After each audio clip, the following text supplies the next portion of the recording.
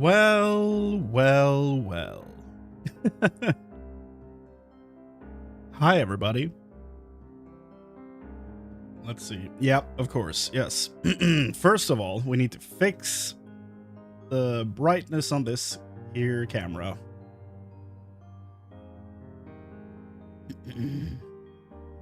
What's up, Giant?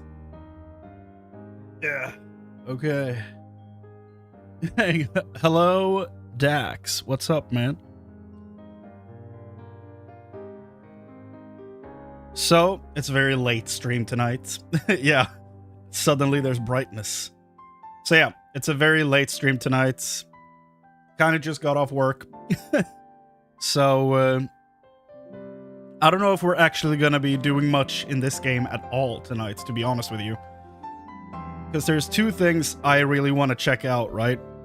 Apparently, Path of Exile 2 finally 100% confirmed that the Druid is coming in the next patch. And there's a trailer for that I really want to watch. It's like a minute long. But then also, the boys from Trash Taste went to the Square Enix offices and interviewed a bunch of people. And I kind of want to check that out too. That's like an hour-and-a-half long video. So that's kind of what I want to do today. It's a little different than what we usually do. And I should probably change the title eventually here just to, you know, line up with all of that. But I figured I could also just show you what happened. Jesus, the game is loud. This is the first time I'm playing this with headphones. So, I'm hearing like all new types of things in here. There's a lot of stuff in the music that I'd never noticed before, which is kind of nice. So here's kind of what happened since last time, right? I went back to grinding on that same hill. I think I went for like 3 hours or something. And this is what it looks like now. I think I don't need to grind for the rest of the game. I think I'm good. Like, I have 3 guys at 60 plus. I think we're good. You know? I was considering getting everyone to 45. Just to get their last moves. But I figured, like, it's whatever. We can get that eventually anyway. It's not that important. And of course, Joe Papa, the Penmon, evolved into Aquilamon, evolved into Chromon, which means the only way it could go was Ravemon. So that happened at the very end of last stream. And then I went and actually evolved him off stream, I think. But yeah, we knew that this was the evolution line because I had everything else for Chromon. So there were really no other options. And I'm very happy with that. Because that means we have both Joe Papa and Joe Mama. But in general, yeah, exactly, Dax. We got some big boys on this team. I'm very happy with what we got going on here.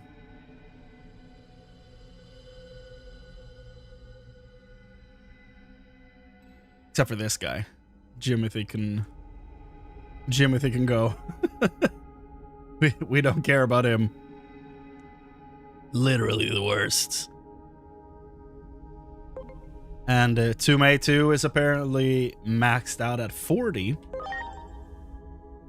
So, you know, hopefully eventually he can do some stuff, but right now that's where he's at. Do we also need Joe R adopted? That's awesome. I'm adding that to the name list because I need that. It's probably gonna get tagged in the filter, but I don't care. Joe R adopt. Insane. Insane. But yeah, that's kind of what I did since last time. So, I don't know, guys. How do we feel about, you know, just pausing this here for tonight? Maybe do this, more of this game tomorrow. When I have more time and when people aren't, like, at the edge of going to sleep. And for tonight, instead, we watch some stuff. Check out some happenings around the internet. Check out what's going on. I think that's... I don't know if there's anything else to look at before going to Junomon's temple. That's the thing.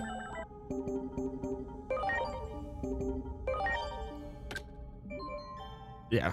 Like, we are stuck behind the main quest right now to get any more content in this, like, opening up to us.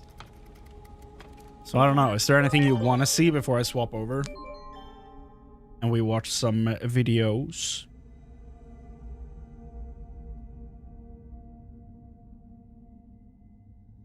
I did go over all the movesets as well,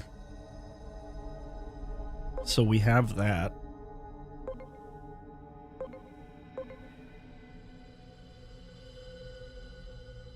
Okay.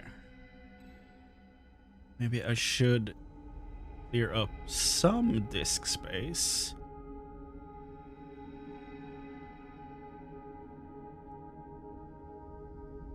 In case there's anything I need to record out of this.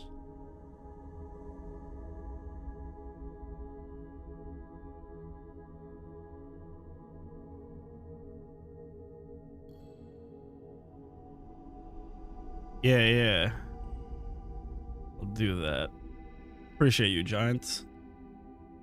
Let's see here. I'm gonna move some recordings over to get some space to do, like, to locally record. So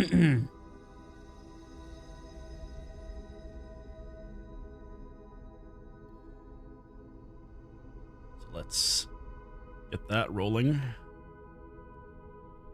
Sending 57 gigabytes to a different hard drive, and only one of them is an SSD. Insane stuff. Actually, before we swap over, let's check out my main save. Or you know what? No, let's check out my lost save. My fallen team. Who did we have on here when we lost all this? OG Tomato. Dan. You know what? Let's check Digivolutions, because some of them had theirs chosen but never got the chance to. Dan was gonna turn into Arukenimon. Dorina was gonna be a Weregarurumon. Are you kidding me? Do I have both halves of Omnimon, one in separate playthroughs? That's... well... oh. Lion was gonna turn into Lilymon. Or Lilamon. Dub. Oh yeah. I was hoping for Piximon, got Waymon. Cyrus was already ultimate. Damn. Ball was gonna turn into Andromon. Lamb and Kilomon. Oh yeah, Vivi. With Great Embrace. Damn. Plate was gonna turn into Metal Meramon. It's Snack. Goose. For Pumpkinmon. Dax. For Shogun Gekomon. Sub for Nightmon. Duff was gonna turn into Triceramon. Phil. He probably would have turned into Breakdramon or Groundramon, whatever this thing's called. It's Breakdramon, I think. There was no way I would have gotten lucky enough to get a Megidramon. No way. Lemonade was gonna turn into Jewel Beamon, I think. Dom was ultimate. Sun. Sun was ultimate already. Big Chungus turning into one of his things. Again, the Myotismon disappointments. Ahab, Bob, and back to Ball. Okay. So, overall, a decent team. Not too bad. Still feel bad about losing them, though. But it is what it is. They fought valiantly, but in the end, it didn't matter. I haven't been on my main save in forever. What's on here? Oh yeah. One of every mega form. I've been in the midst of recording all the moves for these guys, but I haven't actually like sat down to finish that. I'm like halfway through the recording all of them. So hopefully I get something done tomorrow. It's been a lot of busy days at work. I haven't put out more than one video in November, I think, which is not smart.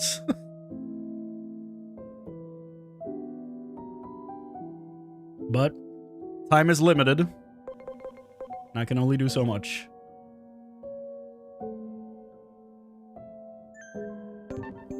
I think we have everything unlocked, right? Yeah. 459.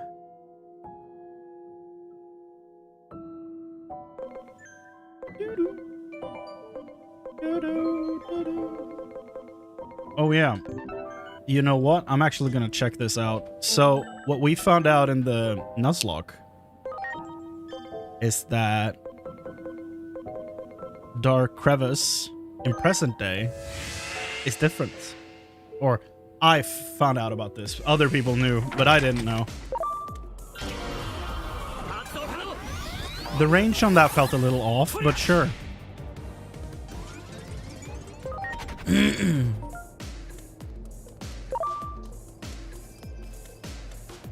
We get to the end.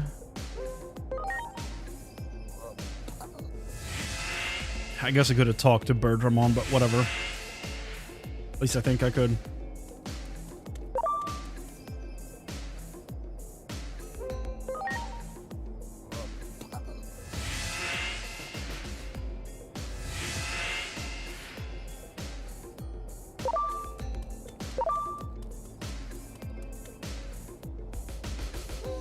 So apparently at the end of this area, there's a new guy that's selling cards. I didn't know about this. Because the whole last area changes when you're done here with the story.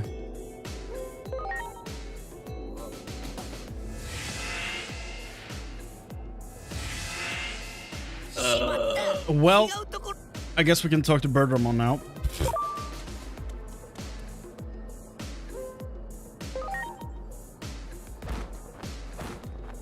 Can't believe that happened, but, you know. Okay, so we go back to the area before the Citadel. Here we go. Everyone here is friendly now, which is nice. A very refreshing change of pace, but also card vendor. So, my guy. Can't play this with a mouse and keyboard. Feels so weird. Buying cards.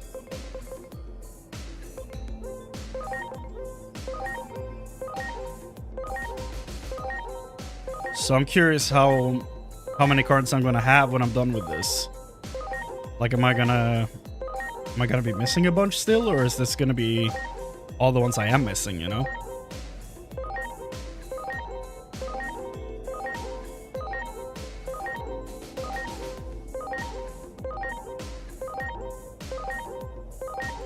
Like, I'm gonna just, you know, I'm gonna save your ears. I'm gonna mute the game for a second. You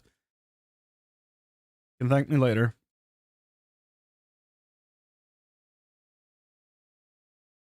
It's a lot of cards. I do have a lot of these, though.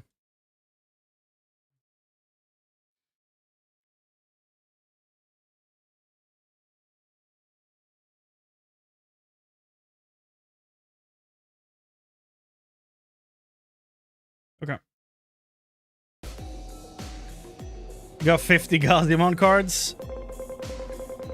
I had 50 of them? That's actually insane. Oh yeah, look at that. Only 25 Karamon cards, though. Been slacking.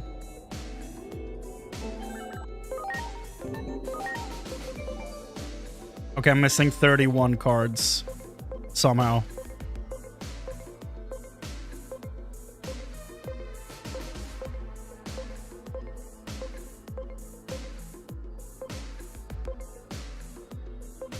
Okay. Well, this gap is suspicious.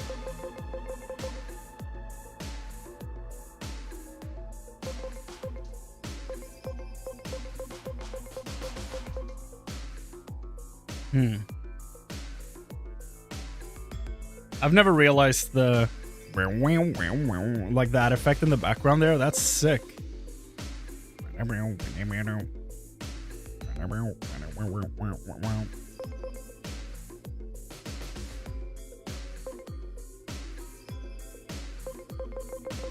That's a sick card. Might even be the 20th card.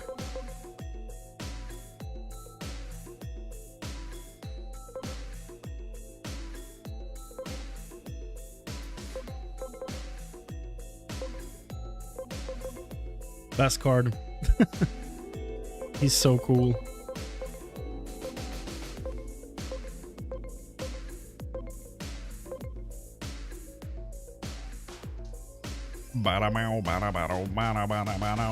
That's so cool. Never heard that little melody in the song there. It's super good. Some of the cards you're missing are probably can only be made by playing Jogmon. Yeah, probably some like having this many cards for that cost 5 points or whatever. And have like the entire Mamemon line in your hand or stuff like that. But like, I'm missing 31 cards. That feels like I'm missing at least one vendor. Because that's a lot of cards.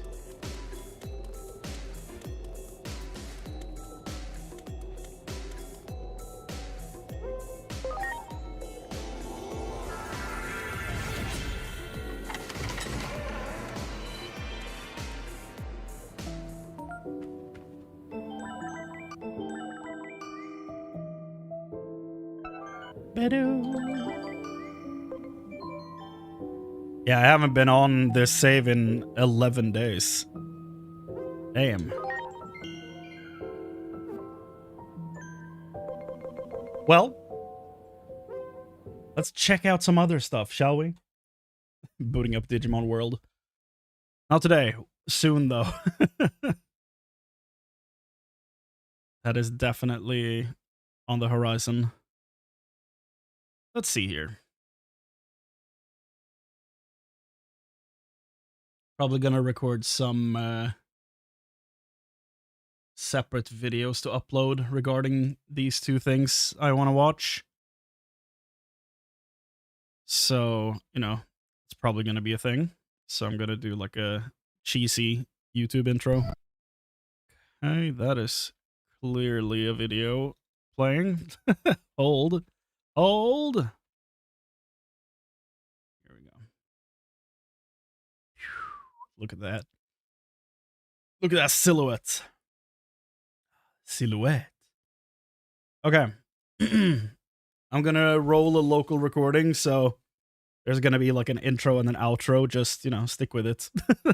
I'm not gonna leave at the end of it, don't worry, even though I sign off. Hi, I'm Chrane. So, I haven't done a bunch of Path of Exile 2 stuff here on the channel recently. It's been a lot of Digimon.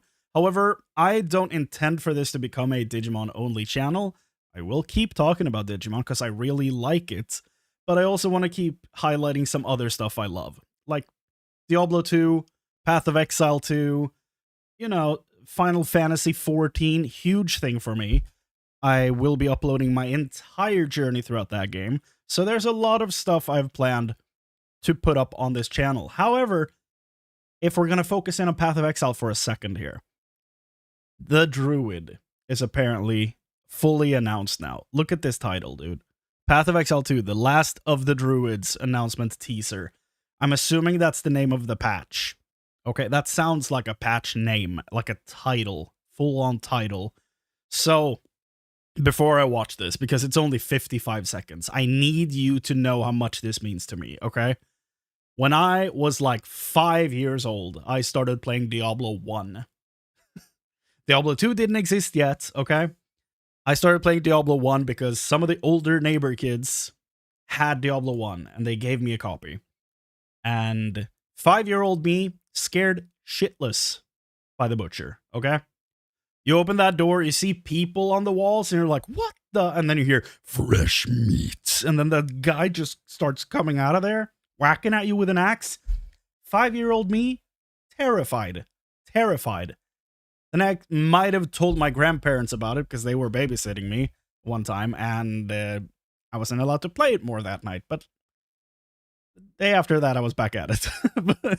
but you know, it was very impactful to me as a young boy. And then Diablo 2 came out, and I never played vanilla Diablo 2. I only played with the expansion, meaning the Druid was always in the game when I played it. And as a child, I never deviated from playing a Druid. Always played a Druid in Diablo 2. Every time. Werewolf Druid, 100% of the time, every time. I didn't care about bear form. I didn't care about elemental spells. Werewolf, werewolf, werewolf. And that's why I struggled so bad playing the game, because if you're starting out as a werewolf druid, you're basically just attacking stuff and do no damage, which is why Duriel was a nightmare. So, hey, I've been playing druids in Diablo, at least, and most games, even in WoW, I started out as a druid, and then I ended up as a hunter years and years later, but I started out as a druid. Druid has always been a huge thing for me in RPGs. I love the shapeshifting aspect of it. I think especially when it's like a lanky werewolf, like the skinny, long arms werewolves, like the one in Diablo 2 or the one in Harry Potter. Like, that's my preferred type of werewolf. Give me that ish. Don't give me whatever the hell they did in D4.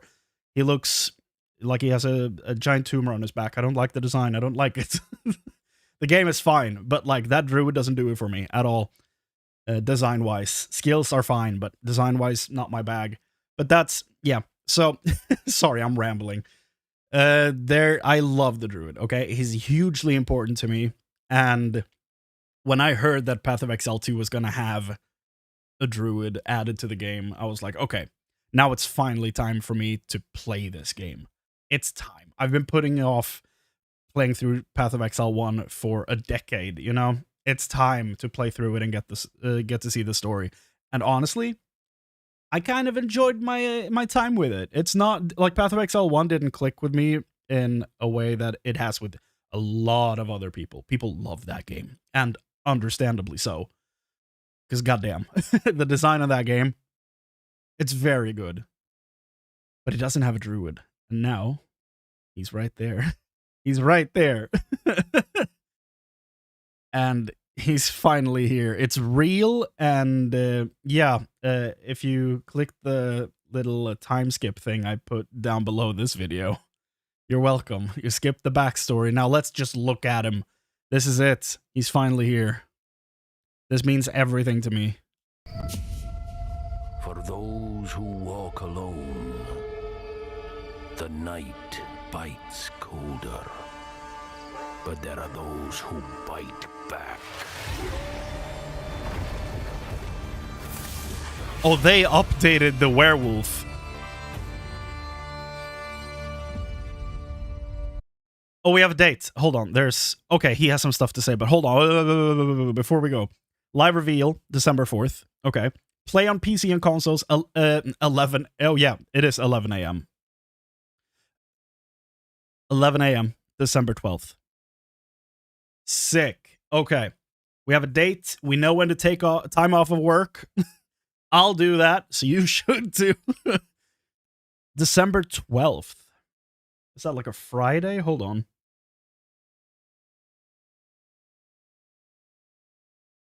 It is. December 12th is a Friday. Okay, so that's going to be a long weekend. That's... yeah. Sick. Okay, so there's a live stream on the 4th. Nice. Okay, Jonathan, tell me. Tell me everything I need to know. I'm Jonathan Rogers, my boy. game director on Path of Exile 2. In 3 weeks, we'll be launching The Last of the Druids, our 3rd major addition to Early Access. Join us on the 4th of December for GGG Live, where we'll be revealing everything we have in store. If you haven't gotten a key for Early Access yet, then good news. We'll be having a free weekend alongside the launch.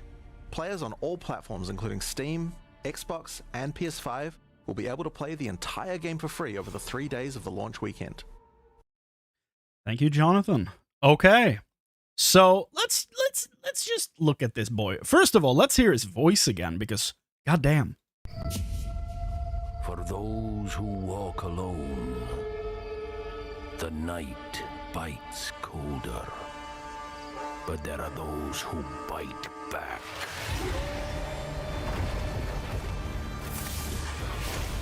I like the voice. The voice of the character might not seem that important. However, let me just update the title. I'm looking at that now. I'm like, that doesn't really. Cozy stream. Watching some videos. Now let's change the category to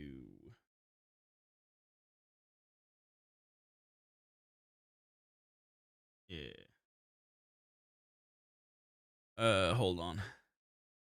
Let me do this. Do.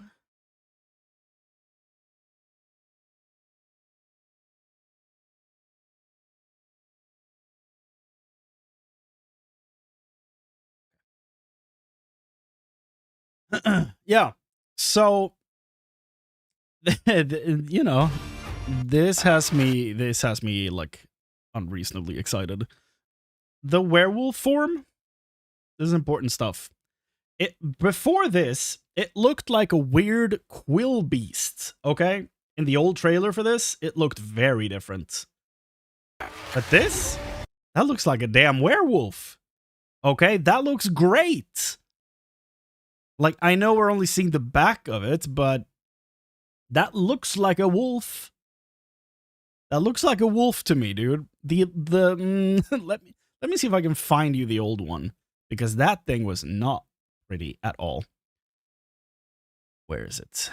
Where is it? It's like in the first announcement for PoE 2.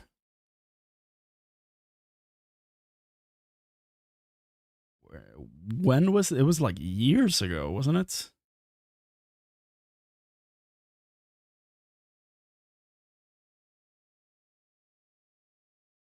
You know, 5 years in the past now. Should be here somewhere.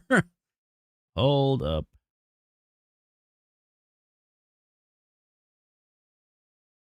Here we go. Path of Exile 2 official trailer. I think it's in here.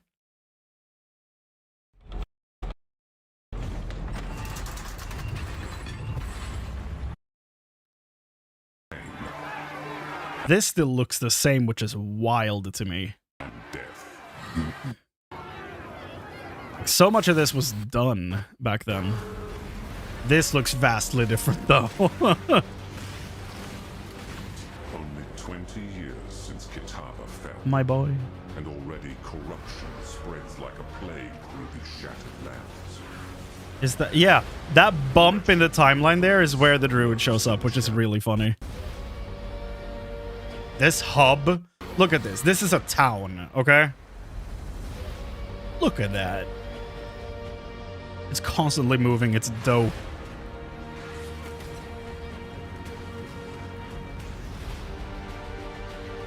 Here he is. Like, yeah, look at that. Look at that shit. This is cool as hell. Like, don't get me wrong. Like, shape-shifting just like that. But look at this. This is like a quill beast type thing. He has just no fur, nothing, just a, you know, he's like a naked mole rat with like a long hair. It's weird, right? In my opinion, this thing didn't look right. I've been like criticizing the design of this, even when they pop up in the actual story of the game and you play it. So there are videos of me playing through this game where I actually go in deep and criticize the way these things look. So, you know, I'm very happy it somehow, for some reason, which I'm very thankful for, it now looks like this, you know? Very different. But overall, a huge improvement. So just in general, the fact that we're getting a druid, huge. The fact that he sounds awesome. For those who walk alone, the night bites colder. But there are those who bite back.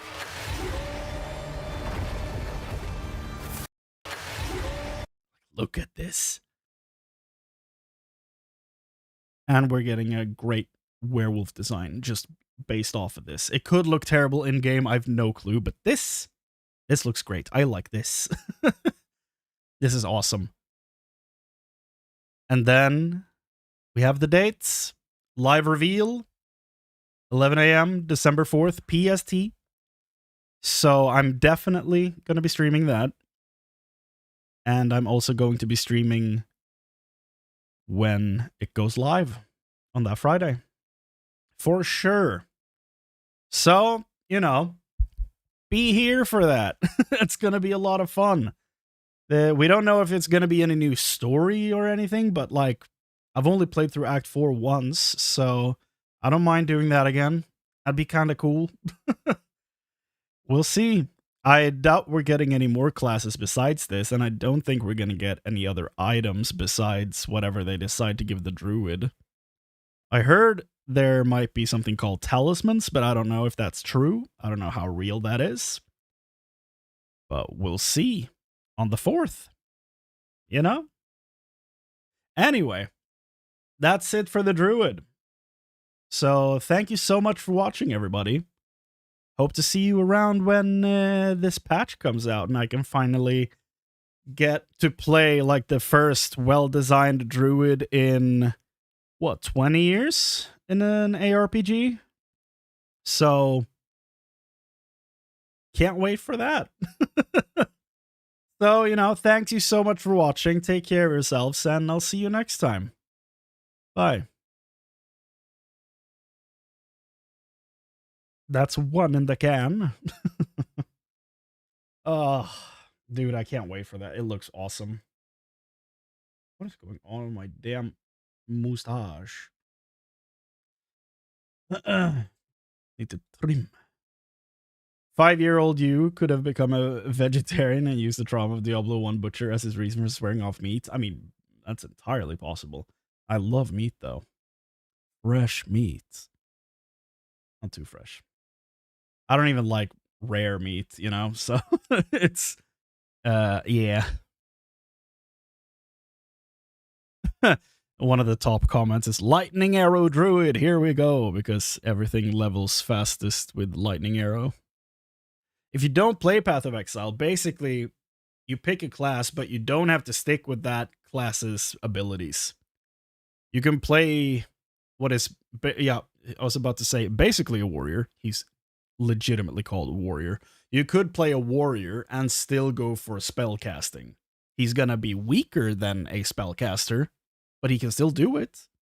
That's the cool part about the game. You can go and like build it any way you want, which is one of the big appeals of Path of Exile. But you know, they have like advanced classes where they specialize even more in what they're supposed to be good at, which means you get a different experience as a warrior playing like mace weapons than a mage playing mace weapons. Like the warrior is going to get more bonuses with maces because that's his thing. But the mage could absolutely go maces if they want to, and they're could be a cool thing during that season where, you know, there's something that interacts in a funny way with all that stuff. And that's very much the appeal of that entire franchise now at this point. There's 2 games, so that's a start of a franchise. So you could play a mage and cast Fist. Yes, you could. Funny thing, though, I main 2 classes in that game right now. One of them is called Mercenary, and is basically played like a twin-stick shooter, because you can walk around with WASD instead of using the mouse. And if you do WASD, the Mercenary has a crossbow, right? And he uses that kind of like a rifle. So he walks around with the crossbow, and he has different abilities that work like a shotgun, or a sniper, or an assault rifle, you know, and do different things based on what skill you're using. What skill you're using. And it's cool as hell.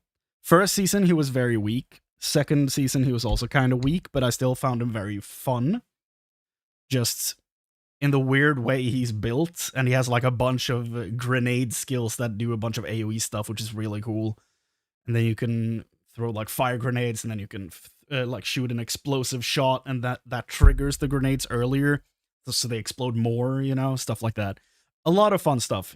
So you can play that guy as a twin-stick shooter character. And then my other main is a monk who uses a quarterstaff to, like, punch people with. And the funny thing about when the game came out into early access is that the Mercenary, the crossbow guy, was better with a quarterstaff than the monk that is designed to use the quarterstaff. But that's the cool way the systems all interact in that game. Like, the crossbow guy might be a beast with a quarterstaff because of the way his like advanced classes are designed, you know? It's just really fun. It's weird, it's different.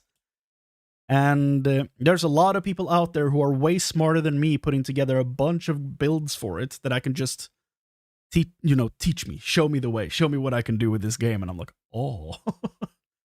Find some real cool stuff. I just hope that the druid is the best at shapeshifting. That's all I need. That's all I want, because the character looks awesome and I want to play him. It's Diablo on crack and steroids? Yes, both at the same time. But also at the same time, it got like a mathematician's degree at a university, you know? It's, like, let me show you, because my playthrough is up on YouTube, so I can show you my clips. I don't want to pick, like, people's stuff that I don't know. So I'm just going to roll my first reaction to seeing the actual skill tree in the game. Because it is overwhelming as hell, okay? It is overwhelming. It is overwhelming, but it's really fun. It's really cool. So here's little me down there.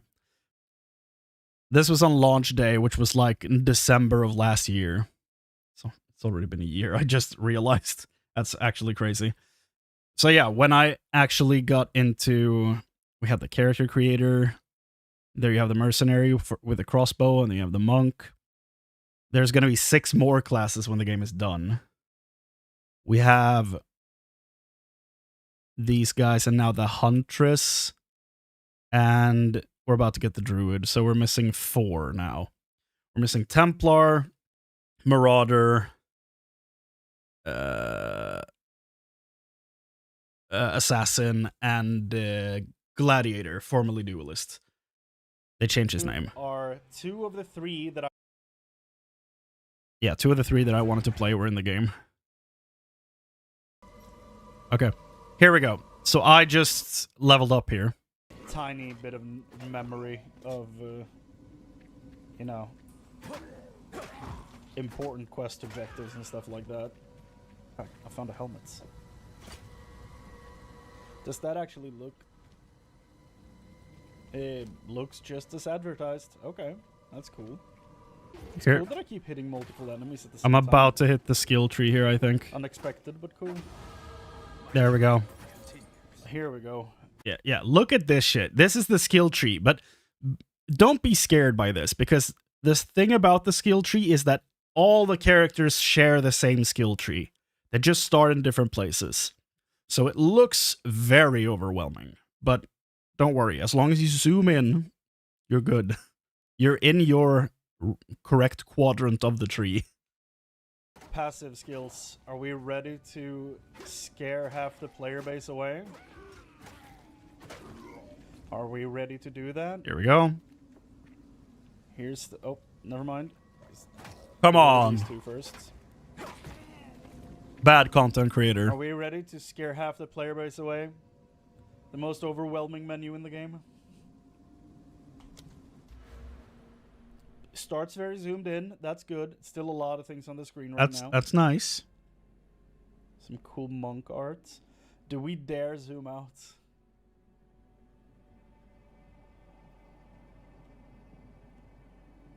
Bruh. That's a lot of nuts! There is so much stuff. Holy sh... Yeah. That's like a bow. Oh, it actually has bow bonuses? Just wait until he figures out that everything on the side here is a different weapon. That is a spear. This is a quarterstaff. Maybe arrows. Yeah. Cool. That's a dagger. So, this looks like a sword or something. It's a dagger. Okay. Cool. So some of these are like weapon specific out in the corners. He figured it out. I thought that was going to take me so long to figure out, but apparently not. Okay. So it's like the sphere grid in Final Fantasy X, but times 100. I have no idea what that looks like, so let me check that out. FFX sphere grid.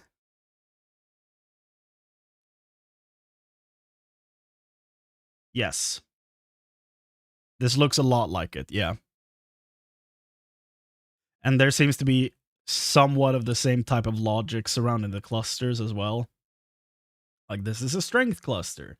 This is an MP plus cluster. This is a skill cluster. Or rather, the skills seem to be, like, spread out a bit. But yeah, same idea. The whole tree has, like, different areas of the tree are focusing on different things. So you have, like, this thing up here that is not very visible right this angle. But yeah, here. This thing up here, which looks kind of like lightning coming down. Like, all of this is lightning damage based. This whole quadrant here. And then this quadrant, I think, is void damage. This quadrant is evasion and energy shield. This quadrant is daggers. You know, they basically try to mush it all together in different places and stuff, and have like a highway where you allocate stats in between to travel across the tree. Levels in FFX give you the ability to move your character on the grid. You need specialized spheres to activate the nodes, and eventually everyone can go anywhere and activate everything. Oh, you cannot do that here. You have a very limited amount of skill points in this. You can go all over this thing, but you can't pick everything. Not even close. Or if you want to play an expert, the grid is different and everyone starts in the middle. Oh. That's cool. I like that. Yeah. So that's like the, you know, like weapon specific out here in the corners. That's pretty neat. Somehow I seem so whelmed during all this. So, sorry. From what I understand of this, yeah, here we go. We're gonna have 12 classes. Now this is me doing a good job. Look at this. I showed off like exactly where people are gonna start off in this tree, and I even put like the combinations and stuff together. Look at me being like doing a good job. Wow. We currently have 6 of them, and from these like these are like starting nodes, the plus signs here. So based on what type of character you are, you start in one of these 6 places. So monk is going to start here. We have skill, speed, and evasion rating to start with, and then we have some bigger stuff over here. But say I was a, I don't know, warrior. Let's see. This is blue stuff, so this is intelligence. Here we have some armor, but mana, so this is probably Templar. Yeah, this might be the strength. Oh, I think I. Oh, I understand. Okay, so this is green. So this is Dex, right? It has to be Dex Central. Yeah. So this is pure Dex. This is pure Int. And this is pure Strength. Look at me figuring it out. And then in between them, if I'm understanding this correctly, yeah, you have the combinations. So Dex, Armor, and then you have the combined... You know, the two stats, Dex and Armor. I, of course, mean Dex and Strength. And then you have the hybrid class in between. Hybrid in between them. So hybrid, yeah. Dex and Int, and then you have the hybrid between them. Same with Int and Strength, and then you have the hybrid in between here. Look at that. If I'm not... Yeah, Strength Int. Yeah, okay. So that's how it works. So everyone starts in the center, and then you start going out your specific path. Look at that. What happened to that guy? I used to be so smart. What happened? For the record, I've never claimed to be smart, and, you know, when I inevitably do something dumb, we all knew it would happen. We all knew I would get stuck in that video game at that spot, exactly, so, you know. Don't be surprised when I act stupid, because I am. Okay. I'm gonna read some more of the comments on the druid thing. Let's check this out. Fix my camera. Boom. My claws are spears, my paws are pillows. Is that I think that's based on the like the combat commentary of the Act 1 boss. Because he's like, my claws are iron. And stuff like that when he reads like poetry in the boss fight. It's really cool. It's weird, but it's super cool. I've done my waiting, 15 years of it. In Azkaban. Finally, actual druid content. Yes, in Azkaban. It's real. Dude, I'm so happy.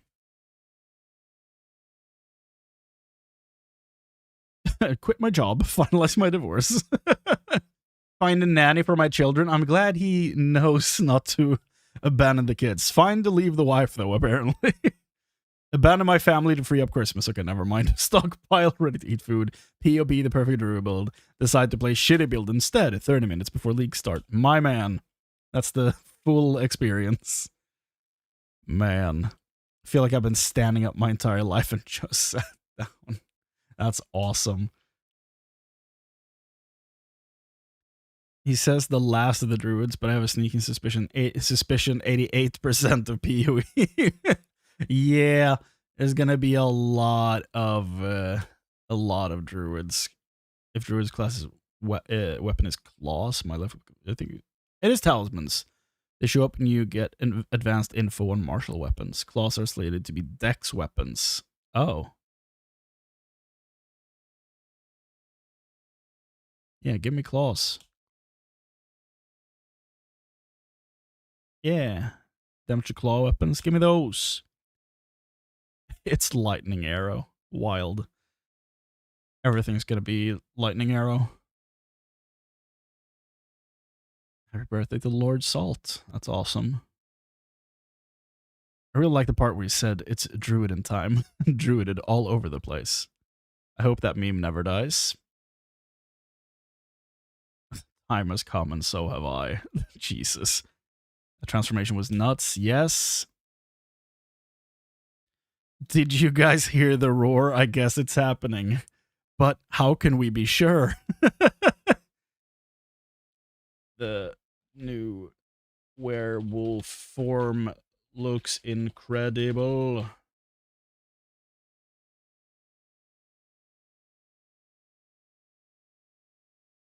Showing them some love. My goodness, he looks incredible. Look at this. It's beautiful. Damn. Well, I think that's it for Path of Exile right now. Next stop on the YouTube tour is that Final Fantasy video that I haven't watched yet. Trash Taste Final Fantasy. Okay, it's long. What's up, boys? Welcome back to Trash Taste. What's up, Joey? Need to calm down on that And we've actually got sound. kind of a special video today because we've been invited by the folks over at Square Enix to check out a whole bunch of things. What's up, Okay. boys? What's up, boys? Joey. Okay, so we're gonna watch a fairly long video here. But I also feel like I should finish my food because I have like 5 nuggets in front of me that I kind of want to eat. So I'm gonna do one of these where I text BRB, and then how do we do this? How do we do this? Can I find a good like screen to pause on in this video? That's fine. Okay. Boom, like this. And apparently I don't have that text in here, so I'm gonna copy the entire folder. Yeah. We'll do the BRB thing. Put it right here. And, you know, I'm gonna make sure you get some music to listen to while you wait. So don't worry, I'm not gonna leave you hanging. And I'll be back in like 2 minutes. I'm just gonna finish my food. Yeah, be right there.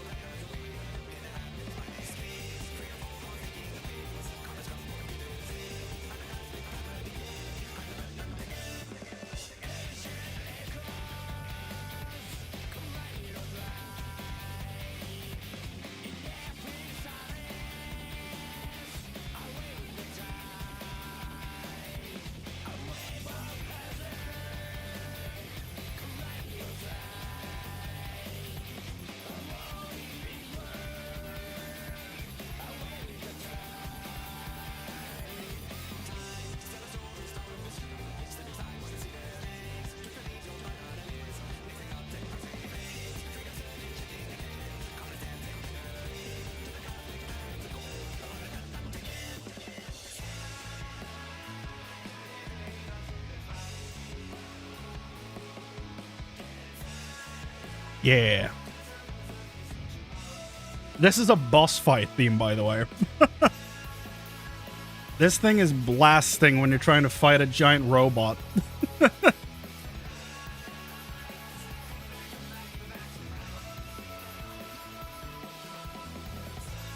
think I ate too fast.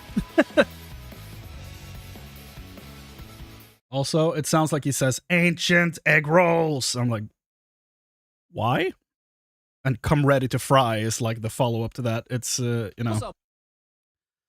it's really funny. Ancient egg rolls, come ready to fry. I have way too many flashbacks from the Omega fight in Monster Hunter Wilds with this song. Hell yeah. I'm glad it's spreading. That is kind of why I picked it. Because I assume that's like more widely known now. Such a cool song. But like, the entire soundtrack to 14 is so good. Like, this song... Listen to this. This is like the general battle theme of an entire expansion. Every time you go into combat, this plays.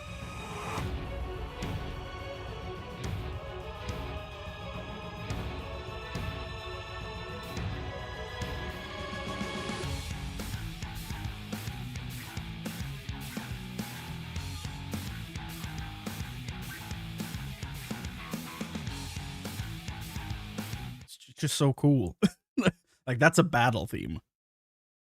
It's 4.5 minutes long.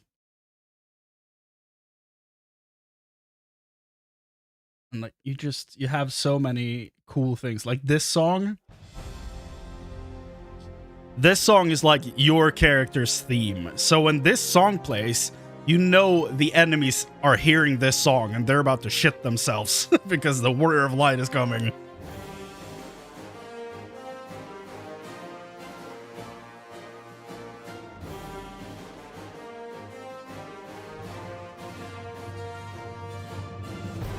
Or like, this is another like raid boss song.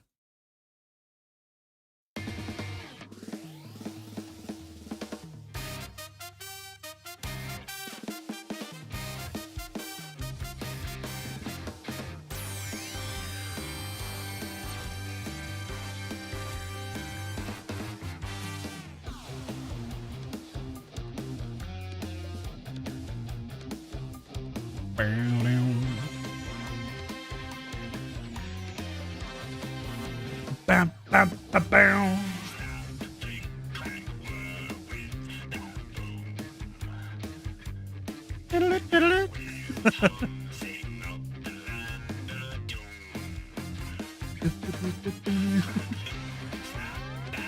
It's just, it's so cool. And then if you go to a higher difficulty, the same song plays, but faster.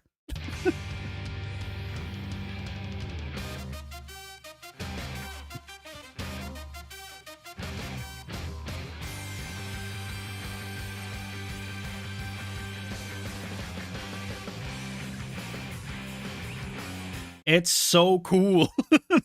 The soundtrack to this game is the best part about it, dude. It's a music collection of like 700 songs disguised as a video game. It's something. But it's so cool. It's so nice. The soundtrack is just so good. And I've kind of like started filtering through all the soundtracks to get like my favorites in just a long playlist. And I'm working on that. I'm not all the way there yet, but I'm working on it. It's a lot of songs. Should definitely use more 14 music for my tabletop RPG sessions. Hell yeah. Hell yeah. So, the boss walks in. It's like, why are there trumpets? I'm fighting a huge robot. But then you hear the vocals of the song. You're like, oh, it's him singing to us. The robot voice is the boss singing. Oh no.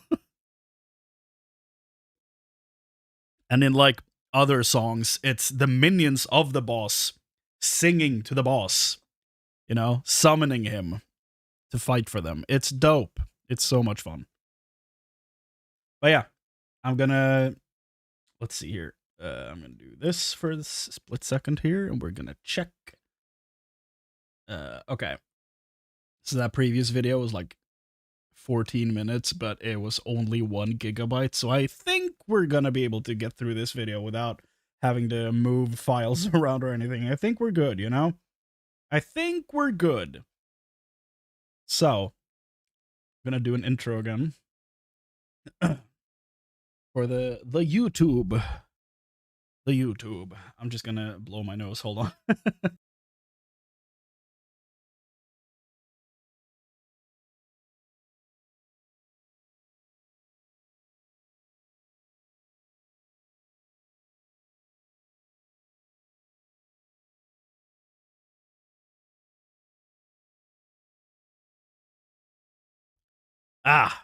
Well, all good, Giants.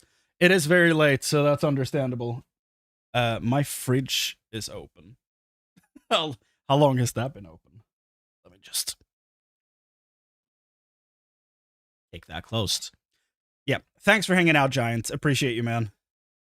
Take care of yourself. I'll see what I do about tomorrow's stream. I'm not, like, tomorrow's my only day off for the entire week, so I might honestly just wait till Sunday to stream and just take tomorrow off. We'll see. Thanks for hanging out, though, man. Take care of yourself. We're gonna watch this now. So, hi, I'm Chrane. So, you might not know this about me, because lately this channel has been just a lot of Digimon, and even though I want to keep doing Digimon-related stuff, I don't want this to become just a Digimon channel, you know? And I play a lot of different stuff, from everything from Diablo 2, Path of Exile, to Final Fantasy XIV. And yeah, apparently the boys here, I've been I might be 2 years behind on Trash Taste, but I am watching all of it from the start and catching up, you know.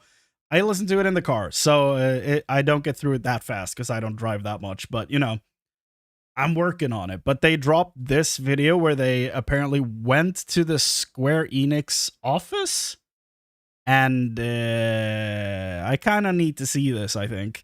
I saw a tiny clip from this where they interview well, I guess they weren't interviewing. They were doing like voice acting in a booth. And I saw that Koji was there. So that's like what I know about this. They try some voice acting, which looked a lot of fun. Like a lot of fun. So I do have my entire playthrough of this game recorded. The entirety of A Realm Reborn is already on the channel.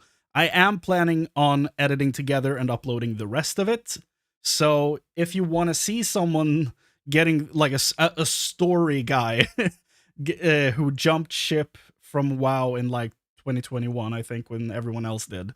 If you want to see a story guy really appreciate some good old story in a video game, you know, you're in the right place, basically. My microphone a tiny bit. But yeah, let's check this out, shall we? Because I'm very curious what this is going to look like.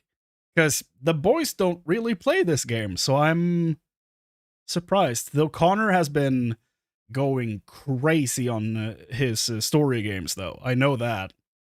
And he's playing through basically the entire Final Fantasy franchise at this point. Out of order, but like, that doesn't matter. I'm dumb enough to do them in order. Except I will be doing them in order. So far I haven't, so I mean, who am I? I started with 14. I almost have 5,000 hours in it by now. And then I played Tactics, the re-release of it. But after that, I'm going to be playing them in order. So, you know, so far, not a leg to stand on. But in the future, I will have played them in order. But yeah, I think Joey said that he didn't want to get into it because he knew it would, like, take over his life, if I remember correctly. And Garnt, I think, tried the game. But I think that's about it. I did see the video where they interview Koji. So I saw that one. But I haven't seen this yet. So, you know, let's dive into this, shall we? Let's see what the boys have to say. Boys, welcome back to Trash Taste After Boys. Dark, and we've actually got kind of a special video today because we've been invited by the folks over at Square Enix to check out a whole bunch of things revolving around Final Fantasy XIV. And it all kicked off with Anime Expo, and it ended up with a studio tour at Square Enix itself, which I thought was pretty damn hype. So if you are a Final Fantasy XIV fan, this hopefully will be the ultimate behind the scenes of how it's all made and how this beautiful game comes together. So thank you so much to Final Fantasy XIV for making this video possible. Enjoy the video. Anime Expo, the mecca of weeb culture. 4 days of pure chaos, cosplays, and crippling wallet damage. This year's been crazy as always. She's We cosplaying even a had our own boss. booth and huge A cool announcements boss. like Gaunt's new anime. Wild to think that my own clothing brand had an entire booth, but I think it's time we actually get to enjoy the convention as well. We've been having a blast walking around, checking out all the new anime announcements and seeing what's coming next. But we that a still Yotsuyu haven't seen the cosplay? entertainment hall yet. So it's time to check it out. Anime Expo this year's been pretty good. God damn. Pretty busy. So much to like see. Just wish we had something to do here. Yeah, right? God. Hey guys, I've got something for you. Oh, Quest giver. this is a quest. Is the volume Quest, okay? the main quest. Wait, what does it say? To trash To trash Tatsy. Well, let's have a look what Trash Tatsy Close enough. Head to the Final Fantasy XIV booth. They had to name themselves Trash Tatsy because someone else took the real name. Wait, that's over Clearly. there. That's right there. That's right there. Ain't no way. Guys, let's go check it out. Let's go. This is so cheesy, dude. Realm Reborn sounds okay. You boys haven't played Final Fantasy XIV much, so I thought, what better Sup, way man? to learn about Final Fantasy XIV than talking to the fans, the players? That makes sense. All right, so are you a Final Fantasy XIV fan?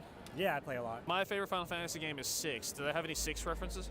Yes. You know, I haven't played 6. My favorite is The 7. Warring Triad. So they have Okay, 7. I like 7 as well. 7 and 15 references, yeah. You can get like Cloud's hair, you can get like the Regalia, you can Okay. do a bunch of stuff. Cool, It's cool. really cool, yeah. I assume you play a lot of Final Fantasy 14. No way. There's no way. Okay, right. Totally not just Bro, she's cosplaying current content. I mean, he wouldn't know that. Connor's still in the Realm Reborn, poor guy. Connor, I swear, it gets so good. It gets so good when you get out of Realm Reborn. The ending to Realm Reborn is peak. It's so good. And Heavensward is one of my favorite expansions to an MMO ever. So it's like, it gets so insanely good. I hope he plays through the patches. I hope he gets the Heavensward, man. I hope. How's the grind going? It's going well. Today we're just watching videos. So we're taking a break from the Nuzlocke tonight. We're going again either tomorrow or Sunday. I haven't decided yet. But so far, it's nice to do something different, you know, for a little while. Watching some Final Fantasy XIV stuff. like cosplaying one of the latest tier bosses. I'm just assuming. Right? I'm Exactly. I'm sorry. No, I do. I spend way too much time in FF14. So I assume you're a big Final Fantasy XIV fan? A normal amount. What is a normal amount for a Final Fantasy XIV online fan? You know, when A you're lot. reading for like 10 hours a week. There you and then you're go. also doing your dailies to get your tomes. That kind of normal. That's normal? That's Do you get normal, to yeah. play any other games? Sometimes. Other as a games? treat. What is your favorite starting area in Final Fantasy XIV? I actually started in Limsa, but my favorite is Gridania. Ulda. I switched to Gridania as my like spawn point so fast. I just like the woodsy like aesthetic. And you said you're also Gridania? Yes, yes. Yeah, nice. Let's go. Probably Ulda, actually. I haven't heard Ulda yet. No one said that. Why do you think that is? That's just my starting area for when It's beautiful, okay? We don't need to... Like, if you've played through the story, you know Ulda is the one that matters. The other ones don't. It's that easy. How long have you been streaming on Twitch? I've been streaming on Twitch for 2 years, maybe. I streamed my entire playthrough of Final Fantasy XIV on here, and then I took a break for like over a year and a half, I think. But now I've been actively streaming for, I don't know, 2 months. It's been a lot of fun. I do stream on YouTube as well, so it's split between both of them. There's usually more action on the YouTube side of it, but it's always fun seeing people find the Twitch side of things as well, because, you know, I kind of want both of them to be active, you know, because people prefer different websites. So I think it's fun to see people showing up and like and just want to talk. So what's up, Wade? Do you watch anime? I do, yeah. I don't watch everything just because it's anime. I watch like the stuff I'm really interested in. I love. Let me.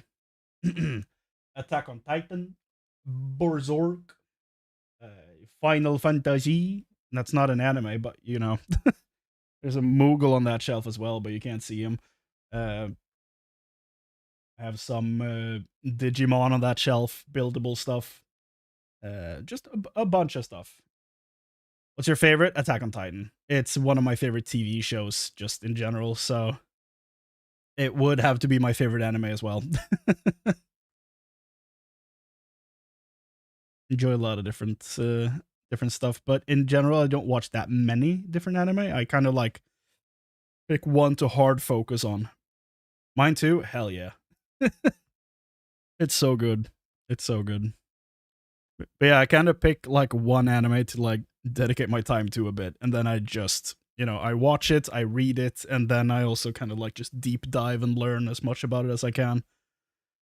And at first, what was the first anime I watched? Probably Death Note. And then I dove into, like everyone, right? I don't count Pokemon and Digimon because it was like a cartoon kids show at the time when I watched it. I didn't know it was anime, so I don't really count it. But I started with Death Note, and then I watched Higurashi When They Cry. That was my second anime, which is a weird hop over there. And it's a super good show, but the less you know about it, the better when you watch it. I would recommend everybody watching that show because it's so goddamn good. But don't look anything up before you watch it. It's way better that way. And I don't know that I watched many after that. Took a break for a long time, and then I got back into anime with Attack on Titan, and that kind of just kind of hit the ground running after that. Now I'm currently reading Chainsaw Man. Caught up on that full show and saw the movie in theaters like a week ago. Now I'm kind of obsessed, and now I'm about to read the first chapter after the movie, which is kind of cool. So I'm fully caught up manga to anime at this point with Chainsaw Man, and I'm about to blow past where the show is, which is very cool. So I'm very excited about continuing reading that. Did you watch JJK?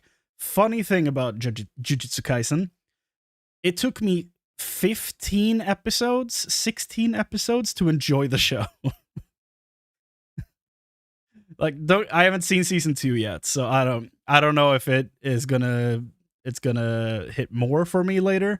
But the thing that really sold me on that show was Toto, or what is that? Is actually like, is that how you pronounce his name?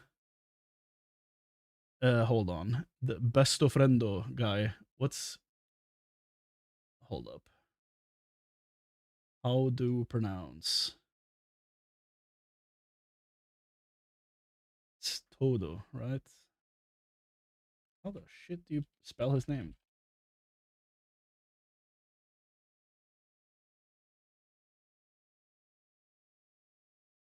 I don't know. JJK. I don't remember how to spell his name.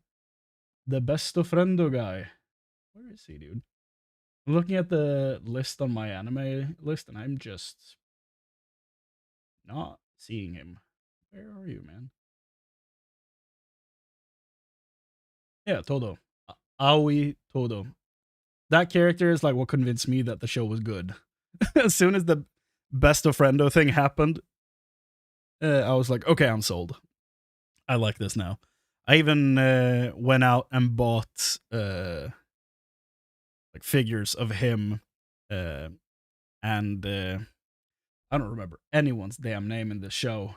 Itadori and what's the name of the flower thing they fight at the end of the first season? Black and white Mother Nature thing they fight. Let me check. Not even in this list. My goodness. Itadori Todo versus Hanami. Yeah. So I bought characters for all 3 of those, and they're on like fighting poses and stuff, like going at each other. It's really cool. So at the end of the first season, they did convince me that the show was good.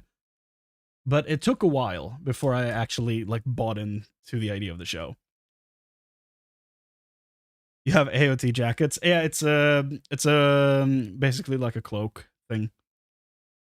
So it's well, it's a cape, I guess. It has a hood on it, and it like attaches at the front.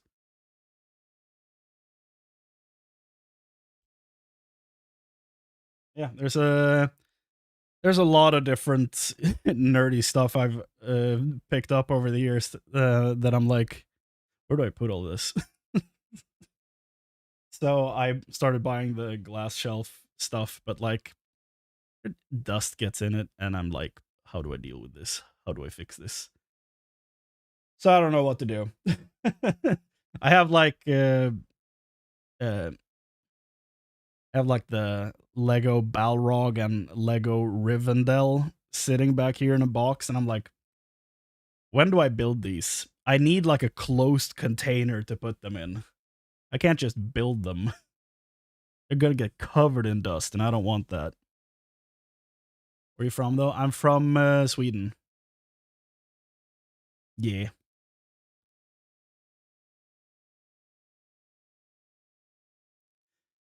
Yes.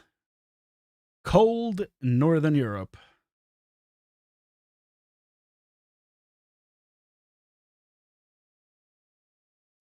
Cool. It is. It is very, very cool outside. But yeah. We are gonna... Oh, you're from New York City. Cool. I mean, it makes more sense that Americans would be the ones watching at this hour, I guess. You're playing on console or PC? I'm on PC. There's not many games where I swap over from a PC, honestly. And at this point, I've invested way too much into a decent computer, so I haven't even bought like a Switch 2 yet. I need to, but yeah. I guess I don't need to. I'm trying to figure out if I should get a Switch 2, but I'm like, what am I even picking it up for? Like the new Pokemon, maybe, but used to play my PS4, but my little sister poured water on it in anger. Dude, that sucks. That sucks.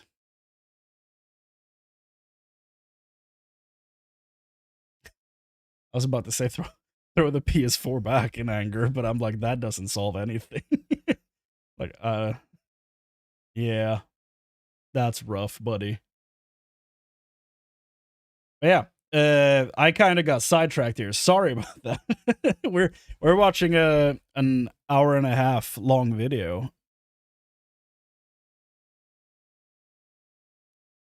No. It's like I'm not focusing on the, you know, I'm not doing that much with stuff right now. I'm just kind of like streaming for fun. That's why it looks the way it does.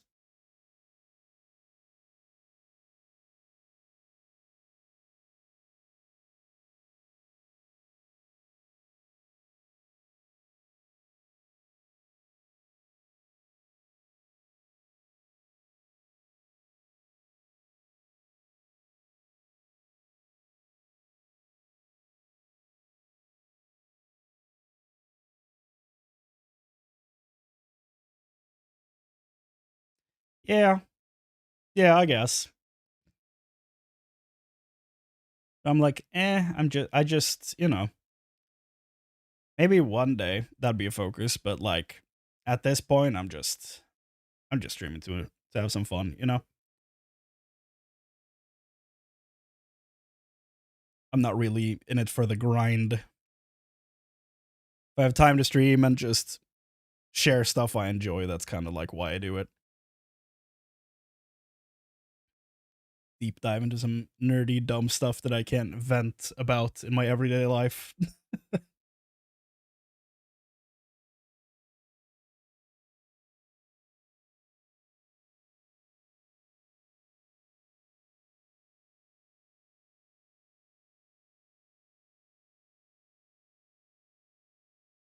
I mean, I appreciate it, man, but I'm not like, you know, it's I really appreciate it, but like I'm not actively looking for anything like that at this moment. I do appreciate it though.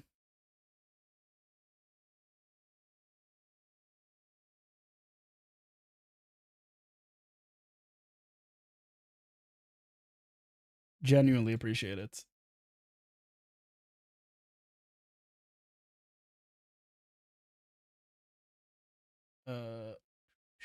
Let's see here.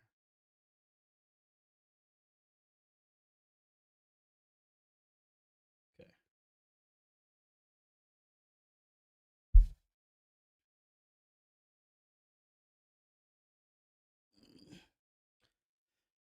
Yeah. No, we're gonna keep watching this video, guys. I've been sidetracked for a little while, but it's been fun. It's always fun talking to new people. We're gonna get back into, you know, actually watching through this thing. But yeah, like I said, man, I appreciate the offer.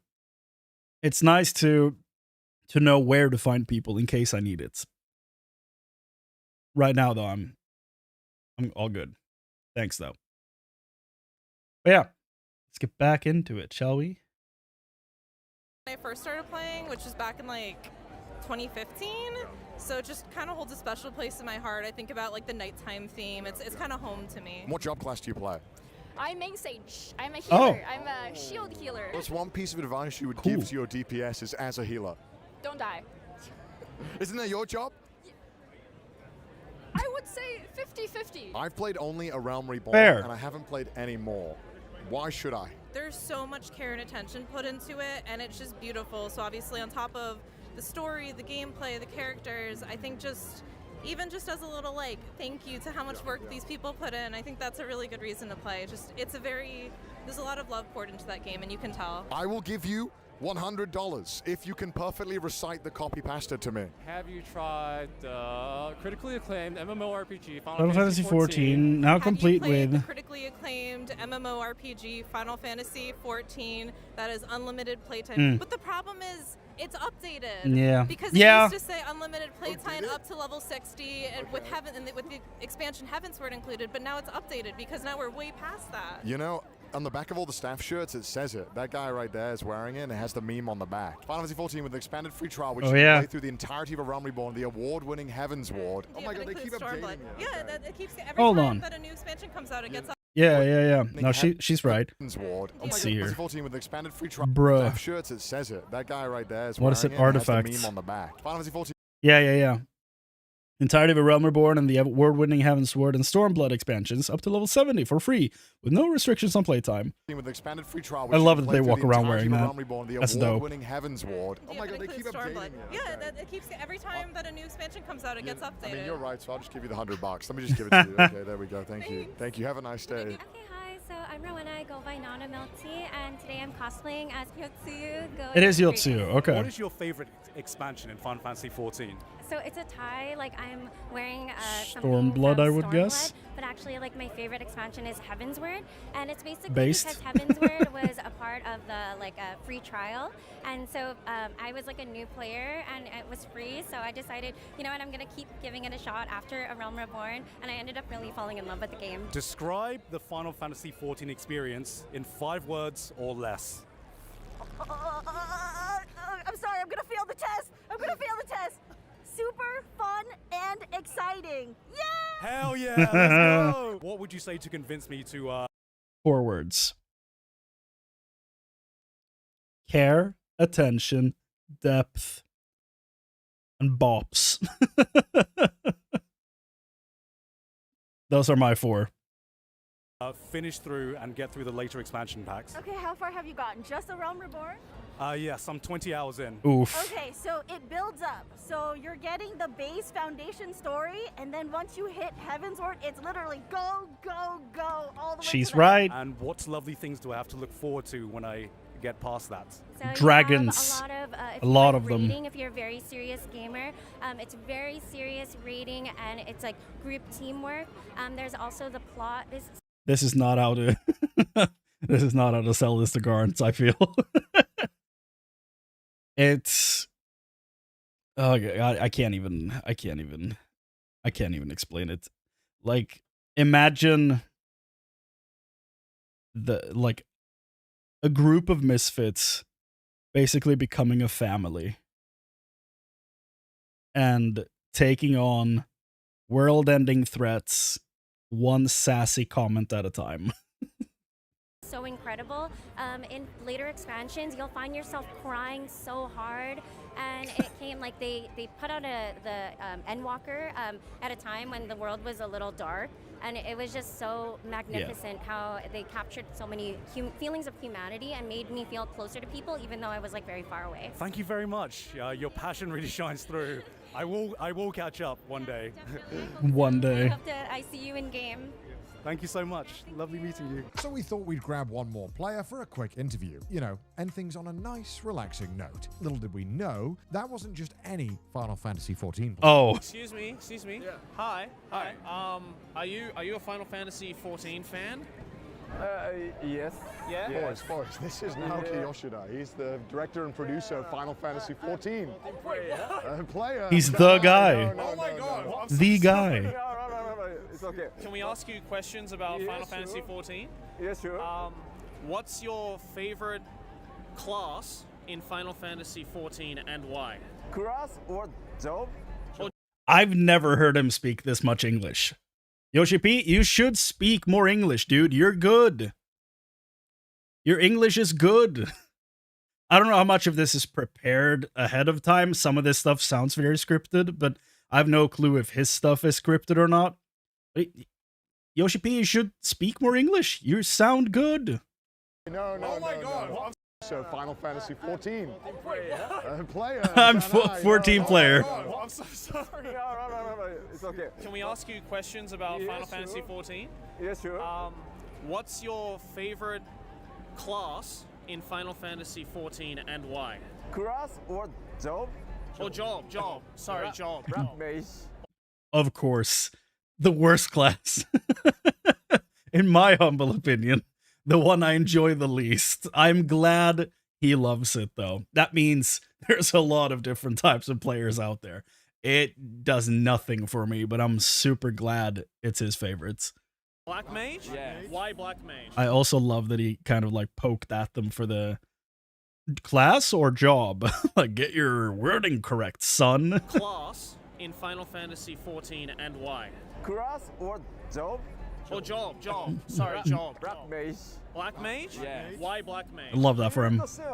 僕 MMORPG をすごい昔からいろんなゲームプレイしてるんだけど、基本的に全部キャスターでプレイをしてきて、やっぱりファイナルファンタジーシリーズで最大の破壊力を持つ魔法使いといえばブラックメイジなので、ずっと自分で作ったゲームだけど。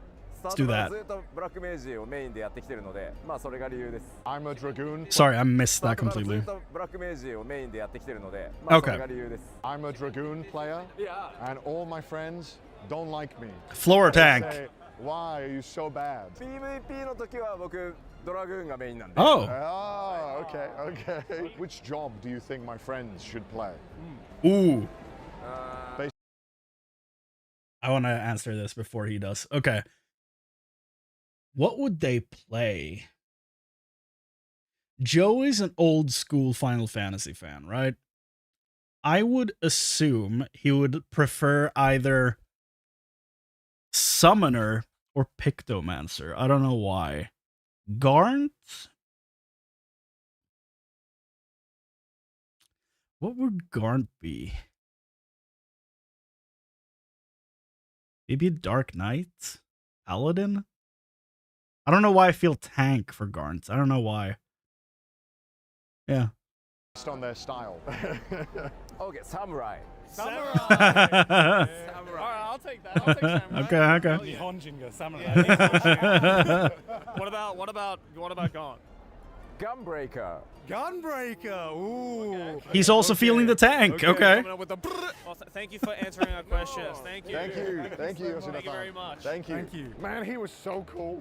swagged out. Yeah. Why can't we be that cool? Did you see all the rings and stuff that he was wearing? I wish he just slapped me with them so I could feel something. I guess we are now Final Fantasy Huh? 14 experts, so I think we have to help run the booth. What? Yeah. Did you not see No. the job description? Oh, is that what this is for? No. Yeah, so I heard you guys are now experts, so you want to help around the booth? Sure. Oh, we get uniforms? Okay. You're gonna like the back, guys. I think you should look at the back. Oh, there you Have go. heard of the critically acclaimed MMORPG Final Fantasy 14? Why is this such a big shirt for me? I got a small one. Okay, ladies, let's Then get swap. to work. Let's go. Oh, God. All right, welcome. So I have to take a picture of you. All right, pose like you've just won a massive raid. Yes. Okay, now let me get a couple. My man. I'm gonna take a pic of you. Nice to meet you. Nice to meet you. Can I have your phone? There you go. I could though. I could. Okay. Can you point to the cherry I blossoms? thought they were going to the offices. Nice. Now look super pumped about seeing them. Oh, they do. Nice. Okay. They do eventually. Can I see the photo you put? Oh my God, what an excellent photo. There you go. Thank you very much for your snap What rally. was that photo, dude? There you go. Here you go. Garnt did the jewelry store clerk thing. When they have the jewelry on the table and then they get asked to pick something else up and they drag it away from the customer so they don't steal it. Look at what he does. He does that exact thing here with this What card. an excellent photo. There you go. He looks away and he removes it. There you go. That's so funny. I don't know if he did that on purpose, but that's super funny to me. It's hard work, but someone's got to do it. As the others worked tirelessly at the great Final Fantasy XIV booth, I embarked on my own journey to create my very own Warrior of Light. I think I'm starting to get why this game is so popular. All right, let's Ooh, the create a benchmark. character. Create a new character. Yep. Okay. Oh, this is the bunny girl that people are talking about. I get it. Yeah. Keepers of the sun or keepers of the... Oh, tanned cat girl. This game knows what's up. Hell yeah, give me that. Bust size? What is your favorite Final Fantasy game? Wrong answer, it's 14. You should know this. That was hard Did you say work. 10? I'm a really good employed guy. Isn't 10 like a somewhat controversial pick for favorites? Or is that 9? Which one of them is it that's like very loved but like somewhat not universally loved? Isn't that 10? Can I go now? Yeah, let's go with the fluffy tail. Hell yeah. What are you doing? What? What are you doing? We're supposed to be working. I'm making He's a working character. hard. Dude. Look, tan cat girl, mommy. Okay, yeah, hold up though, actually. No. What about the tail? The tail can get bigger though. Cool eye color.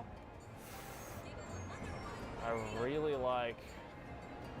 Oh yeah, purple eyes. He would go for purple Yeah, eyes. fine. Here's your free bag of swag. Thank you. Get out of there. All right. Nice. How is she looking? She's cute.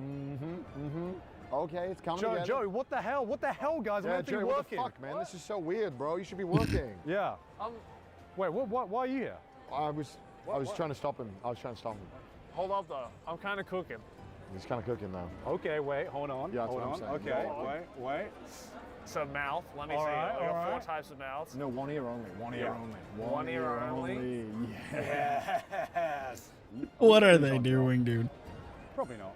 Nah, it's fine, don't worry about it. Well, big thank you to Final Fantasy XIV and Yoshida-san for being in this video. Thank you very much, I appreciate Thank you, it. Yoshida-san.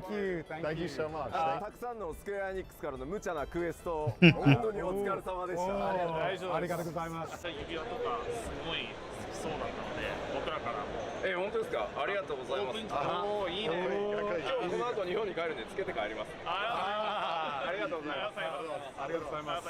Hopefully we can come to this Square Enix office. Sure. Oh, that'd be nice. That would be cool.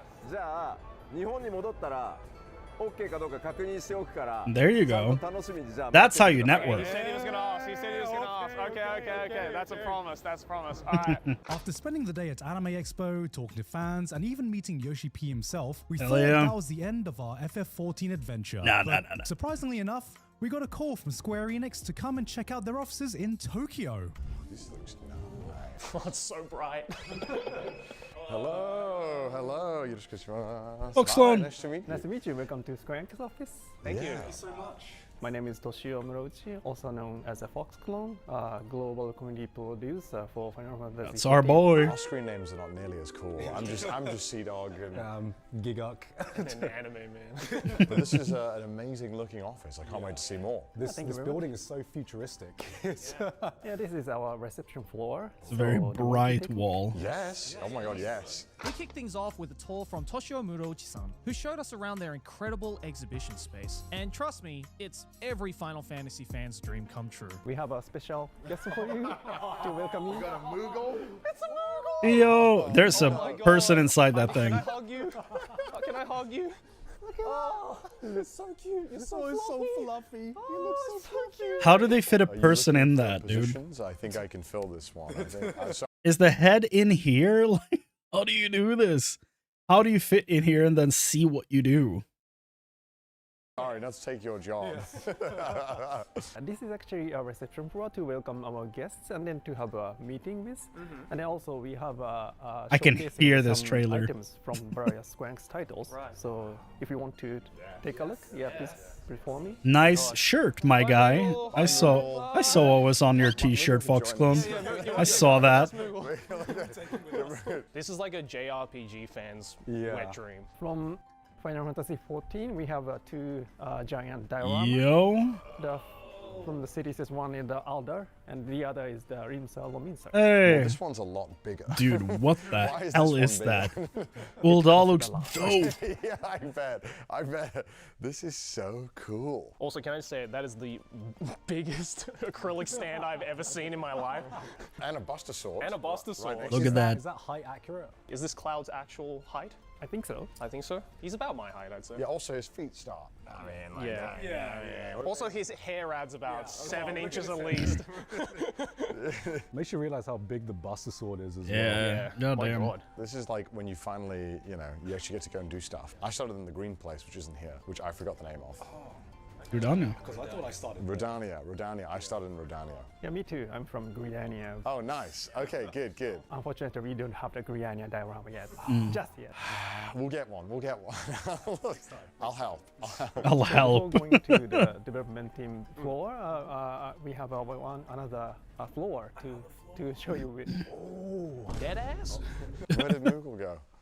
No, he disappeared. No. Where did Moogle go? Bring back Moogle. This is the floor with lots of more Hey. classes, and then the people are taking break here or having a lunch there, and then also we have a meeting room here. Is that supposed to be Yggdrasil from Dragon Quest? Which one? The tree.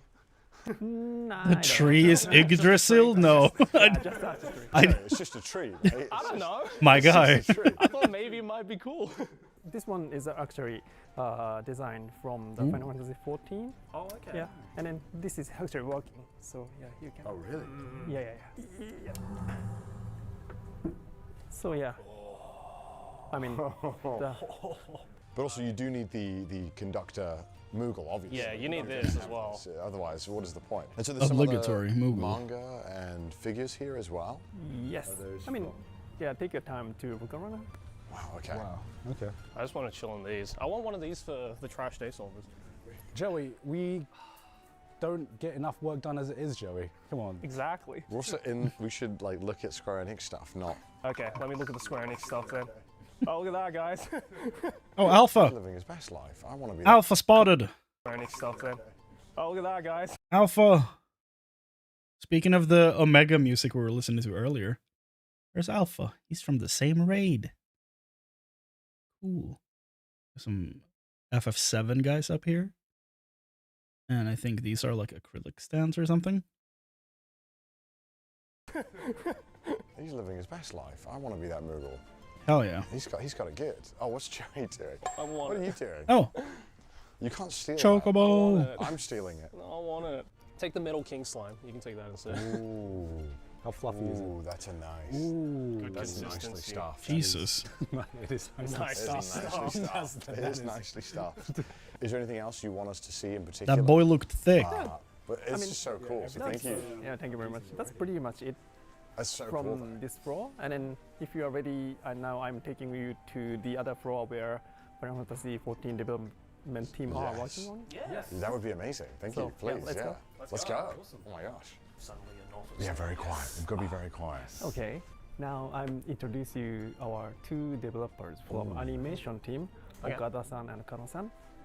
Here, and then unfortunately I have to go to the meeting now. Oh, okay. You are a busy man, of course. Please ask them anything you are interested. Oh.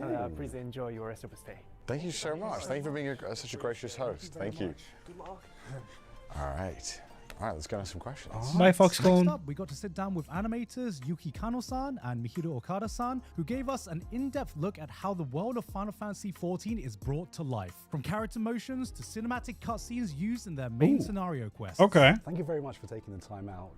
First off, do you want to introduce yourself? FF14 チームで、アニメーターをしています加納由紀です。モーション班の中のイベント班でカットシーンモーションの作成やイベントモーションの作成実装を行っています。カットシーンの中でのみ流れる専用モーションや、街中での焼き明かしの NPC のモーションなんかも作ってます。モーションアクターはプロの方を基本お願いするんですけど、自分でモーションアクターをすることもあります。で、基本人間のモーションが多いんですが、樽が転がっていくものだったりとか、そういうものを浮くものだったら何でも作って。I'm assuming she doesn't motion capture for barrels rolling across the ground. I'm going to assume that that's not what she does motion capture for. I may be wrong here, but she probably does motion capture for people and creatures, I would assume. And we have another cute guest that is joining us as well. 同じく14チームモーション班の、岡田美弘と申します。基本的には、加納さんが先ほど説明していただいたモーションの業務と全く同じ。I'm assuming this person is off screen talking 映像制作班という and not like calling in post. こちらでは、パッチトレーラーや宣伝 Hey, if she does motion capture for barrels rolling across the ground, more power to her. Honestly, yes.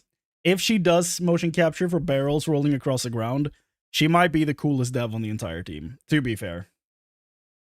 You're right. You're right.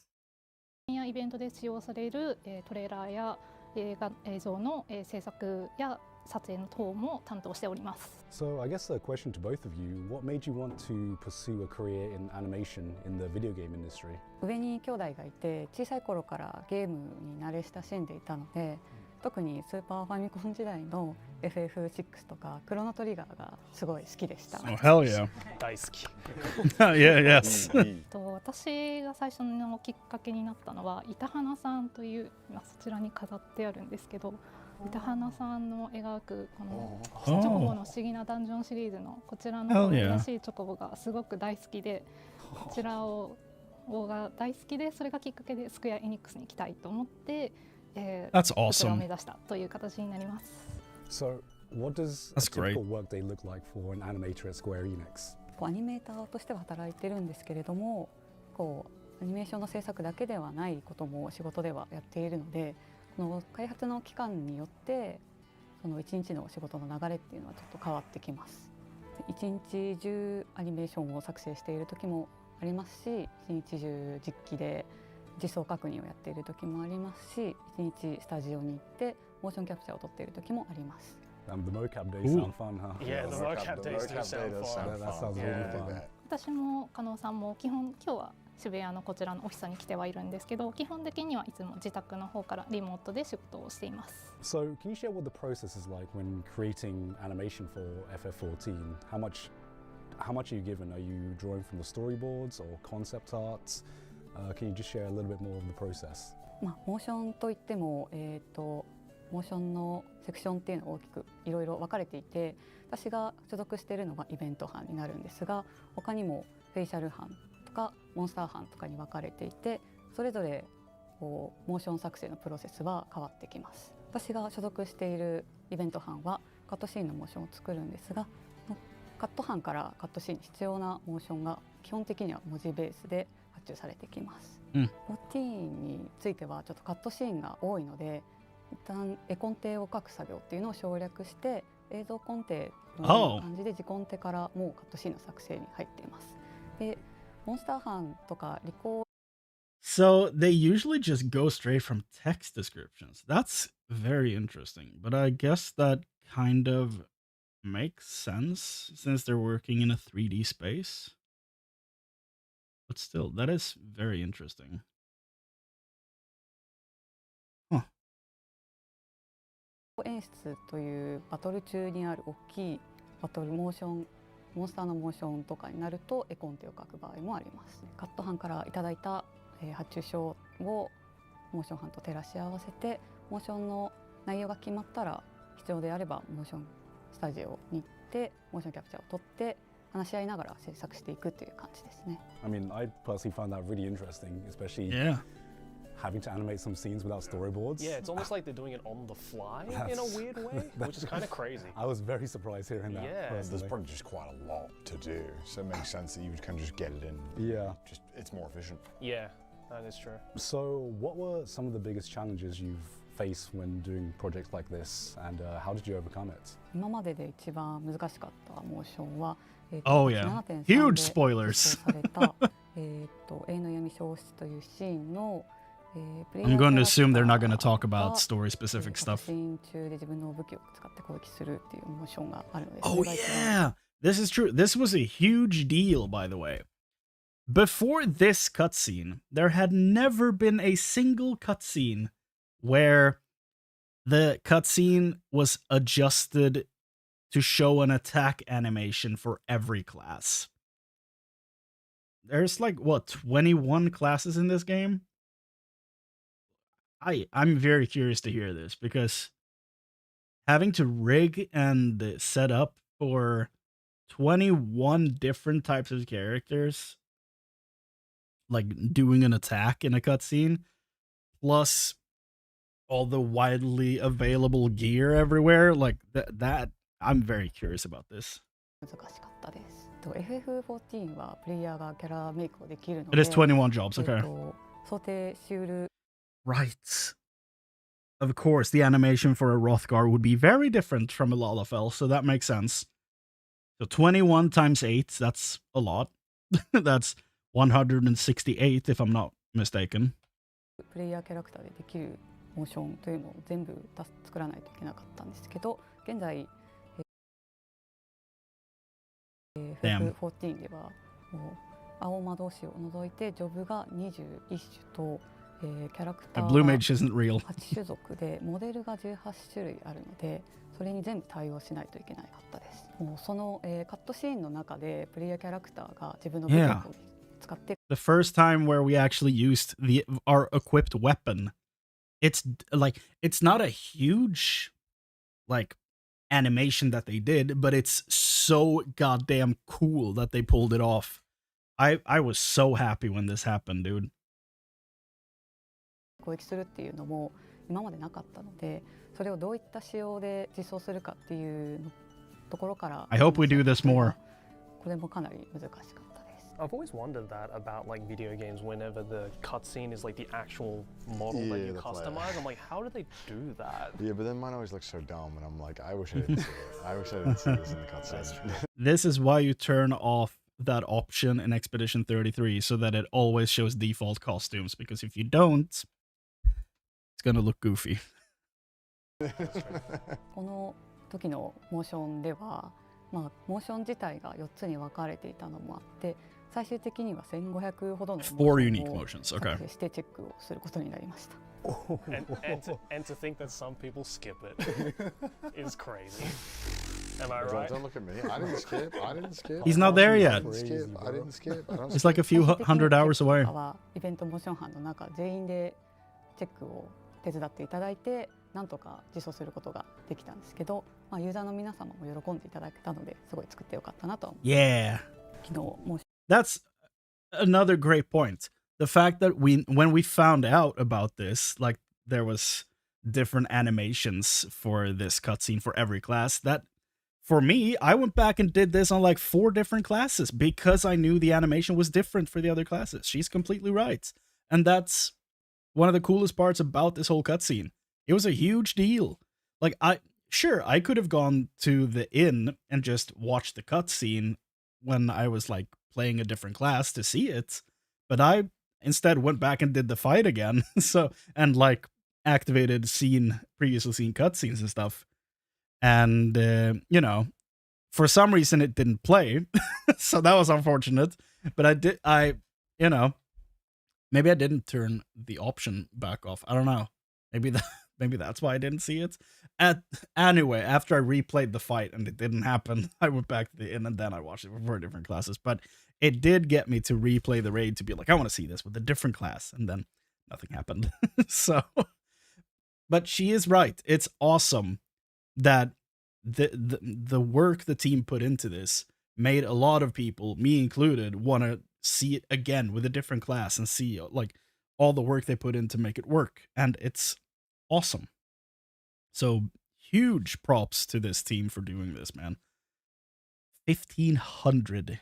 Okay, so we can That's see a lot. it in motion. God, I played with Maya a little bit in college, so this is giving me like nightmares. Oh, I was like, who is Maya? Is what I'm sitting here thinking. He means the program. Yeah. Oh, okay.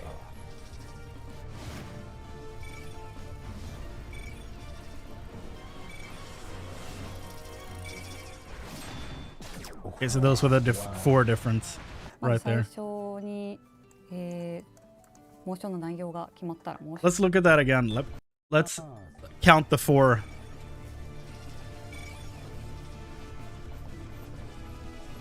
Oh, okay. Well, 2, 3, 4. So those are the 4 difference. まず最初に、モーションの内容が決まったらモーションキャプチャースタジオでモーションキャプチャーを撮るんですけど、そのモーションキャプチャーをそのままマヤのシーンに入れたものがこちらになります。You almost never get to see this kind of stuff. Yeah. So it's like Yeah, this is fascinating awesome. To just know, like, even for just one movement, this amount of effort is Just how required. fluid it is. Yeah, And yeah. also, like, one thing is just like how expressive you need to be on the mocap as well. Yeah. Because you have to basically characterize yourself through action. You gotta be a video game character. Yeah, basically. で、こちらをカットシーンに入れるように調整したデータがこちらになります。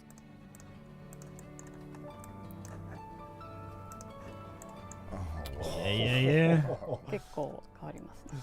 そして今回のモーションについては空中で攻撃するっていうのと、まあ、全体的にかっこよくっていう感じで調整をしています。で、これを、一度実機に近いツール、キャラツールっていうツールで確認します。This stuff is I dope. want to know, how long did it take to just make this one movement from start to finish? そうですね。このモーションだったら1日はかからないぐらいですかね。Jesus. Took 1 day to make one? I'm going to assume it took 1 day for one person to make that? Because if not, that would be like 4 years of just doing that animation. If it's just... Yeah, so no, it has to be a lot of people doing this at the same time. I'm going to assume. Yeah. So simple math, 1,500 days. 1,500 days, Jesus. 9 hours. この時はまだカットシーンで I have no clue how many people work on the animation team, but I'm going to assume it's more than just her. 同時進行でカットシーンは作ってるんですけど、どの角度から撮るかわからないので、一旦どの角度から見ても大丈夫なように作ってます。この後カットシーンツールというカットシーン専用のツールでカメラをつけてもらったものを確認します。This is like for one movement as well, Yeah. right? One character of one movement of one scene. ここまで複雑なカットシーンは初めて Poor Connor. Yeah, I can see that just from the fact that. Like, 複雑なカッ can he actually see back here? like it's happening on this monitor, right? Poor guy. トシーンは初めてですこれが。Yeah, I can see Okay, that no. just from the fact that I don't know what I'm even looking at. Oh, okay. Oh yeah, new gear. Or different gear. ですね。 Alright, so there's Yeah. That's crazy. It's like not even half a second. Like, I wonder like how many players will experience just this one version of this cutscene. Yeah. Right? カットシーンに入れていただいた後に、カメラに対して奥に武器が見えるようにとか、ここの顔がきちんと見えるようにモーションの調整を行っています。今ので一旦カットシーンのモーションとしては終了で、 NPC の場合はこれで終わりなんですけども、プレイヤーキャラクターの場合はこのジョブなど種族がありますので、ここから種族対応を行っていきます。 That's so much effort. Wow. It's awesome. For one scene. That's insane. で、結構 Oh, look at this! All the classes! So we can get a sneak peek what they all looked like during this.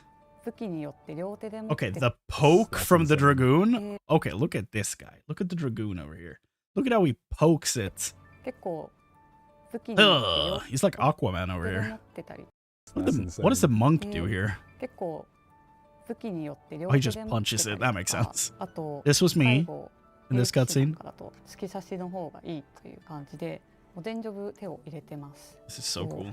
遠隔ジョブについてはプランナーの方からここぞという時にはどういうモーションを使 Oh う yeah, か I guess they would 選手に伝え cast. て I didn't think ボー about ルの that. モーションから持ってきているんですけれども、それも、そのままだと使えないので、腕の位置とかタイミングとかそういうものを調整しています。 It's so detailed. Yeah. And like and the fact that So almost much to consider. Yeah, it's like the fact that every job has a unique set of very fine movements, and the fact that they have to manually adjust that for every single job is crazy. Especially with the different. And here you go, all some the of different range attacks sizes. As well. Did you see some of the animations? Yeah. It's awesome. And then you have like different races as well on top of that. The Lalafell one is so cute. I was about to say, look at those. で、21ジョブ The size difference. Like, the size difference is insane. That's me. That's my guy over there, the Highlander. Look at all this stuff. The size difference between the aura is really funny. Like, this is the same race right here, these two. Though they look very different from each other. Everything else, you're like, yeah. All these matches, all these match each other for sure. And then these two, like, what happened here? Where's our long dragon ladies, huh? Yeah. Or tall, I guess, is the real, the correct word. The Lalafell one is so cute. で、21ジョブ作れたら、1ジョブにつき18種類のモデルがあるので、その種族の対応を行っていきました。種族対応はある程度自動化はされてるんですけども、やっぱりこの2つとか結構体の大きさから手足の長さの全然違うので、全部見てちょっと体に手足が埋まっているものなんかは専用化にしています。 That's that Square Enix polish. Yeah, wow. It's really good. Yeah. これらすべてを実装して確認して、石田さんのチェックを受けてすべて完了したらリリースということになりますね。これは以上です。ありがとうございます。And Just wondering, how would you feel if we got that request down to be like, hey, this is what we want? It's like, you want how many? Yeah, I think I'd be like, no, I'll do less. It's so impressive though, and the dedication is so cool. Yeah, really cool. Really awesome to see. So, what are some scenes and characters that you personally love animating yourself? お気に入りのシーン2つありまして、1つがまずモーションアクターとして手掛けているもので、こちらが今黄金のレガシー 7.0 の拡張でリリースされたものの映像でして、There's a lot of personality in the NPCs in this expansion, so props to her for that, man. で、こちら町や集落に配置されているほぼすべてのキャラクターのをモーションアクターとして演じさせてもらっています。今のこの子たちがすごく世界中から注目を浴びて、もちろん Yeah, dude, these things are so damn cute. They're so adorable. That must be really cool for her to be like, yeah, that was my job. I motion captured those. たちがすごく世界中から注 That's 目を awesome. 浴びて、 They're so cute. 素晴らしいキャラクターデザインだったりモデルがあることは前提なんですけど、たくさんの方にファンアートとかを描いていただいて、それを愛されるキャラクターになってたのが本当に嬉しかったです。It's awesome. It's kind of cool to think like, you know, you look at that and be like, yeah, I did that. Yeah. That was me. Yeah, you just don't think, I just don't associate like someone having to do the mocap. Yeah. Obviously someone did. Someone did. It's so cool. And sometimes it's just staff. でもう一つは、アニメーターとしてなんですが、パッチ 7.2 のメインクエストを、Good patch. 今回初めてメインクエストの方のカットシーンモーションを担当させていただいてるんですけど、 There they are. その中で登場したキャラクターが、左側がスフェーン、右側がカリュクスというキャラクターになります。で、左のスフェーンというキャラクターが、そのチョコボをデザインされた板花さんがデザインを起こされて、Oh.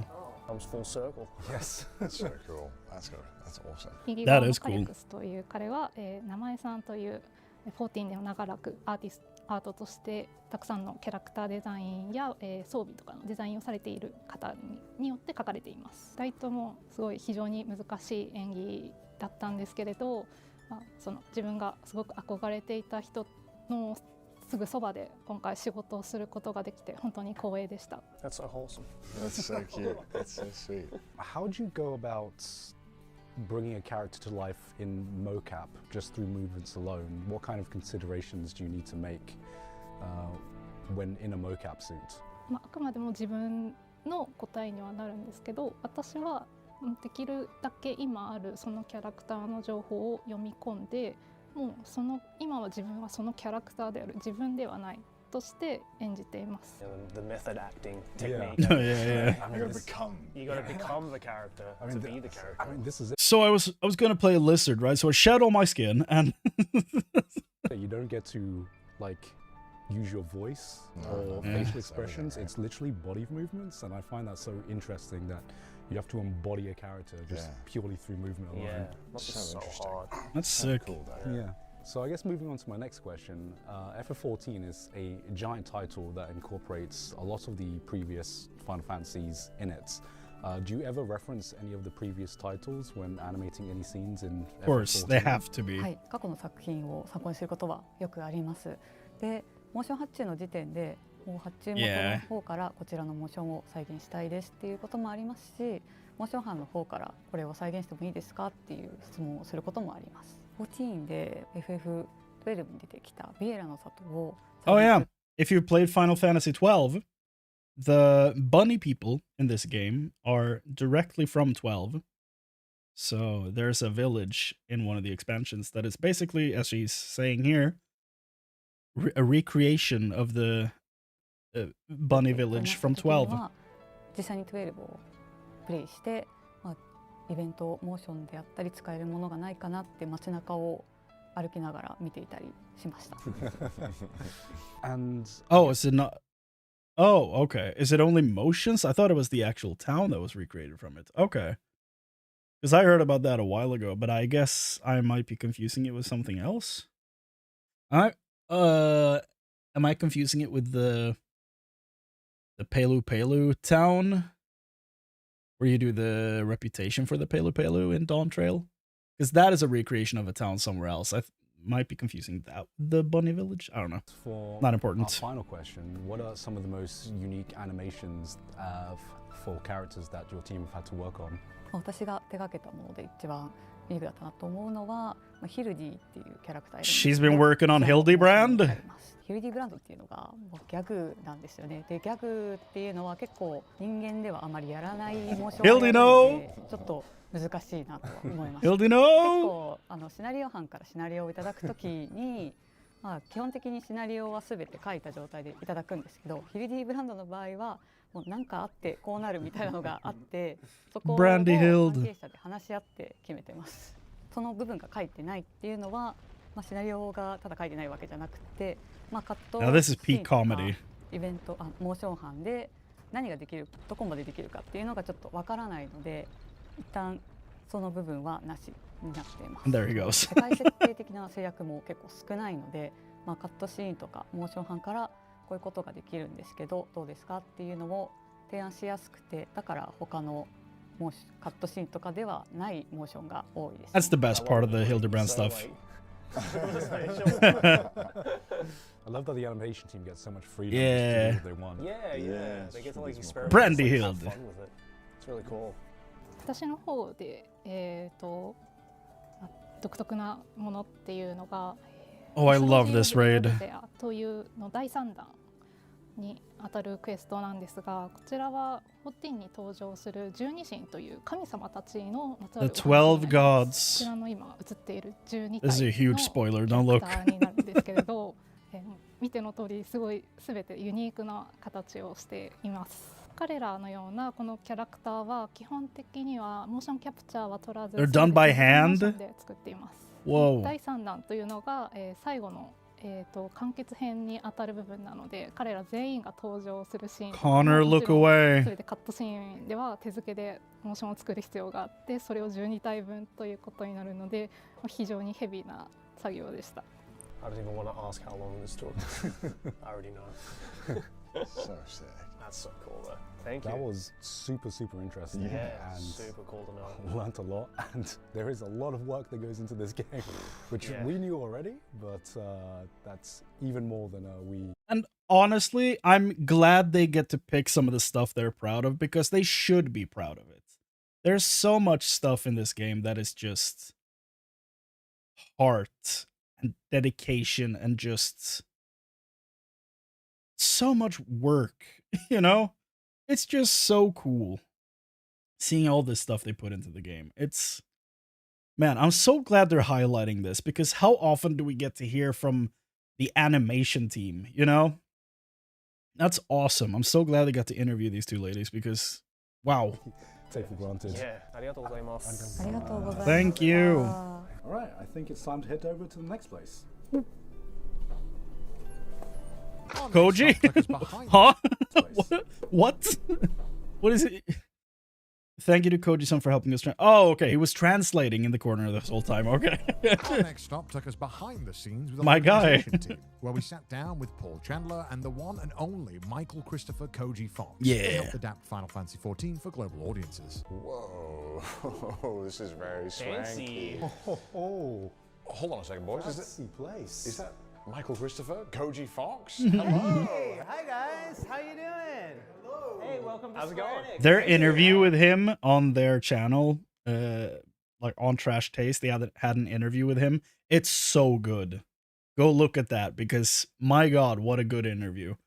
You don't like it doesn't necessarily need to cover like you don't need to be a Final Fantasy fan to enjoy that video for sure because he just talks about his life and getting to move from America to Japan and like how he traveled around the work environment of Japan and like shifted jobs and stuff like that. It's such a great interview. Go look at that. Hello. Lovely to meet you. Who is this? Paul, then? nice Paul. to meet you. Okay. The localization team on Final Fantasy XIV. Oh. Awesome. Well, I think we're very excited to learn more about it. Yes. Okay, so you want to sit down and talk shop? Let's do it. Yeah, that'd be great. All right, we're joined by Paul and Koji. Tell me all about this, tell us Paul. a little bit about what you do in this amazing building here. Okay, well, I'll start off. My name is Michael Christopher Koji Fox. I go by Koji. I am the localization supervisor with Creative Studio 3. Used to be lead on Final Fantasy XIV, but have since passed the torch to my friend Paul here. I'll let him introduce himself. My name is Paul Chandler, lead of the 14 localization team. I've been with the product for, 12 years now? It's been a long time. This guy. That's a long time. Hired you as a player. You started off as part-time, moved to contract, moved to full-time, and now you're lead. How do you even go from That's being awesome. a player to then working? I mean, after I graduated, I was studying here in Japan. I got into, Shuushoku Katsudo. Yeah. And I was trying to, find anything just to, keep my visa and stay Yeah, here. of course, yeah. And I was playing 14. I stopped playing a while, but I heard, Naoki Yoshida was apparently doing something with the game. So I was like, I wonder what they're doing. Yeah. Or, like, Oh, how he they're played doing. in So 1.0. I went to the message Okay. board, and sure enough, there's like a big banner on the side that said, now hiring translators. And I thought, well, the worst thing they could say is no. So. Yeah, you're like, I don't We even- said yes, though. That's so cool. What a cool journey. So what made you want to pursue a career in localization? When I went to school, it was for programming because I always wanted to get into games, but it was just a question of how. And I figured, I like computers. Why not do programming? Yeah. And I started with that. And then after about 2 years, I realized it would drive me completely insane. So then I decided I needed to pivot somehow. Yeah. And I had Japanese as an elective, so let me, try language, and just the rest is history. Wow, those are two pretty hard things. I feel like how do you combine both to make that work? Well, I just had to kind of throw out all the programming, all the math, and just forget all about it. So what does an average day look like on the localization team? Average is a choice of words. I'm not sure if I would use it. It can vary a bit depending on where in the patch cycle we are. Like when at the start, there's lots of spec docs and plot outlines to kind of familiarize yourself with the story that's coming up. In the morning, usually that's when our bugs and stuff come in, since our morning is early evening for the SDA office. So then we'll usually kind of check through that first. Then, the meat and potatoes, translating, checking other people's work, brainstorming. Though through the course of the day, there's other meetings, like the event team talking about the story and progress on the text that they're writing, meetings with the cutscene team, trying to check what motions are going to be in the cutscenes, and if anything might seem a little awkward to the Western audiences. Yeah, because there must be so many, I think, challenges that people take for granted with localization. It's not just a one for one, this goes to this. What are some of the unexpected challenges that often pop up? Unexpected challenges. It's pretty much all unexpected challenges. Okay. Yeah, and again, I think that's one of the reasons why I know a lot of games and their localization is a lot of times done separate from the development team. It's usually something that happens after the game is done, and then they hire some localizers to try to make sense of everything and try to make it work out. And a lot of times, because they don't have context, or maybe they don't have the right resources, a lot of things get lost in translation. And we want to prevent that, and so that's why we make it a point of having the localization team in with the development team.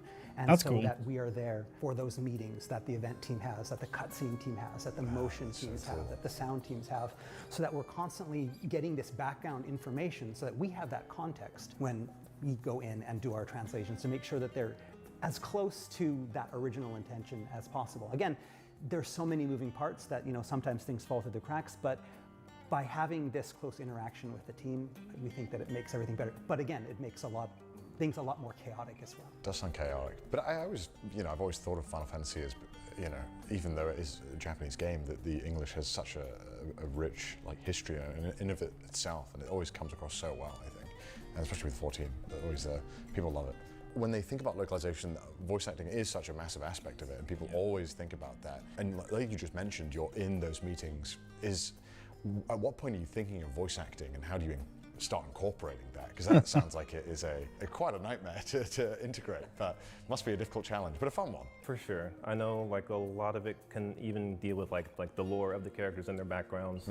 I know early on there was a lot of talk about which accents we would use for different regions in Eorzea. And as we moved from different locations to Hingashi, we tried to make sure there was a lot of Asian influence. And the Viera, that was a bit of a callback to FF12. We tried to make sure the Icelandic. Yeah, what? That's and the Viera, a good point. Hingashi, Hingashi is basically, you traveling to Japan, and then you go to, oh my god, Doma. When you go to Doma, that's kind of China in a way, and then you go to the Azim Steppe, and that's Mongolia, right? And it's so cool that those areas are fairly close together, but you can really tell the just huge difference in cultures and peoples and everything in those areas. It's awesome. Stormblood might not be my favorite paced expansion, but the when you go to Kugane and then you get to explore the rest of Hingashi after that. I think I said Hingashi is Japan. I meant Kugane is Japan. But when you get to explore the rest of the area afterwards and just see how different everything is, it's so cool. And I wish there was more of that in main Eorzea, where everything starts. I wish we could tell a huge difference in maybe accents between Uldal, Limsa Lominsa, and Gridania, and Ishgard as well. Having Ishgard be Northerners, English Northerners, would be sick. But I completely understand why that's not the way it works, because when they were putting all this together, it was on a fairly short, you know, they didn't have that much time to do all this stuff, so it makes sense that some areas are like not as deep as they could be. But that's kind of like why I'm holding out hope that someday they go back and like do some more stuff with the Realm Reborn to make the game more accessible, because they need to. That's a whole different story, though. That's a whole different tangent on that. But yeah, I love the fact that they create so many different, like, I don't know, backgrounds for so many different people. And like you mentioned, the Icelandic for the Viera. Tried to make sure there was like a lot of Asian influence, and like the Viera, that was a bit of a callback to FF12. We tried to make sure the Icelandic accent. Yeah. Oh, wow, cool. Is it hard keeping track of all the different accents and making sure you get authentic accents too when trying? Yes, I mean, it was back in the early days. We didn't have as much direction on what we wanted to do, and we tried a lot of things that I will be the first to admit didn't work out as well as they maybe could have. We have a lot of great performances, memorable performances. Memorable is good, yeah. But then, you know, we get the player feedback, we see how the stuff works in the games, and we make the transitions when we feel we need to make the transitions. And there is a point in the game, especially players that play it from the beginning, that will realize that the voices kind of change from a certain point. Yeah, that is. That is the funniest part about Heavensward. You like start the first quest of Heavensward, and suddenly Alphino has a different voice actor. You're like, I just walked out of that door, and you sounded like Teddy from Persona 4. Now I come back in here, and now you sound like an actual English boy. What the hell? What happened? It was 15 seconds. What happened? Yeah. Everybody's speaking in British accents now, and you know, we decided to pivot and move there, and that was kind of, again, you know, getting that feedback. It's a great and learning choice from, you know, the experiences that we got, and I think we're in a really good place now. I mean, I for one like the British accents. I think we should have more of that. Fantasy setting, it works. It works. It works. I'm just saying. I just think it makes sense. I'm in total agreement with zero bias at all. I am curious. What is the most memorable scene that you've been a part of? It's really hard to pick a specific scene. If I could start with like a broad brushstroke first, it would be Endwalker. That was the first time like I was like really hands-on with an expansion from start to finish, and Vina, basically anything with her in it. From the longest time, it was just awesome like small character. breadcrumbs of like the hear, feel, think from the actor. But then we actually had a full person that we could explore and like see what kind of person they are. And she has a beautiful voice. Mine actually isn't from Final Fantasy XIV. I have a lot of memories with Final Fantasy XIV, but the thing is, early on, I passed on that the voice recording torch for 14 to other members of the team, so I could concentrate more on the lead duties. So my biggest memory from voice recording comes from way back in the day when I worked on a PlayStation 2 game called Final Fantasy VII: Dirge of Cerberus, starring Vincent Valentine. He worked on Dirge of Cerberus? You know, third-person shooter. This was the first. Didn't people dislike that game? Am I confusing it with something else? I have a vague memory that people didn't enjoy this game. Koji, what do you do? What did you do on this game? First game I ever got to work. I got to do voice acting on and be a part of writing a voice acting script and go to the studio and be a part of the recording. And I was just kind of starstruck. Yeah. And go to Hollywood, and we had to get a bunch of bit actors for small roles. And we had one of the roles was like the voice of the computer in some giant corporation, and the voice, you know, that just goes like, welcome to so-and-so corporation. And so we needed someone, and I didn't know who to get. And the studio's like, we got a great person. And we ended up getting the voice actor that did the voice for the Tyrell Corporation computer in the original Blade Runner. Oh, wow. Yo. That's so cool. And I was like, can you just do that voice? And she's like, oh, no problem. And then she did. And so it just, memories and nostalgia. That's awesome. Like, yes! Voice recording is the greatest thing ever. And again, it's such a tiny part in the game, but it was just like that kind of. There's such cool lore there as well, and like to that's kind dope. So for me, that's my biggest memory. Of course, you're composed in the session. Like that's great. Can we get another one for my phone? Just for me. Just for me. Just for me. Another question on top of that: are you guys in all of these sessions, the voice acting sessions as well? Always. Oh my gosh, that's a lot. Not through Zoom, it's in person in the studios in London, though it is a world of difference to be there in person versus Zoom. Yeah. It definitely brings that little bit of extra something to the session, because again, we'll have a voice director in there. The director will be doing all the direction. You'll have the engineers in there. You have the script there, and the actors are wonderful. But a lot of times they don't have the context, and the context is we have all the context. We did the translation of the script. We've seen the rest of the game that the script is based off of. We've had the meetings with the the writers and the directors, and so we can give the actor that extra bit of information they need to actually become that character. So they're not guessing, and us being in the studio. Again, it means that things... Yeah, wasn't that kind of one of the things that didn't work out that well with Dawn Trail? Because I've heard, I've seen quotes from a few actors. I mean,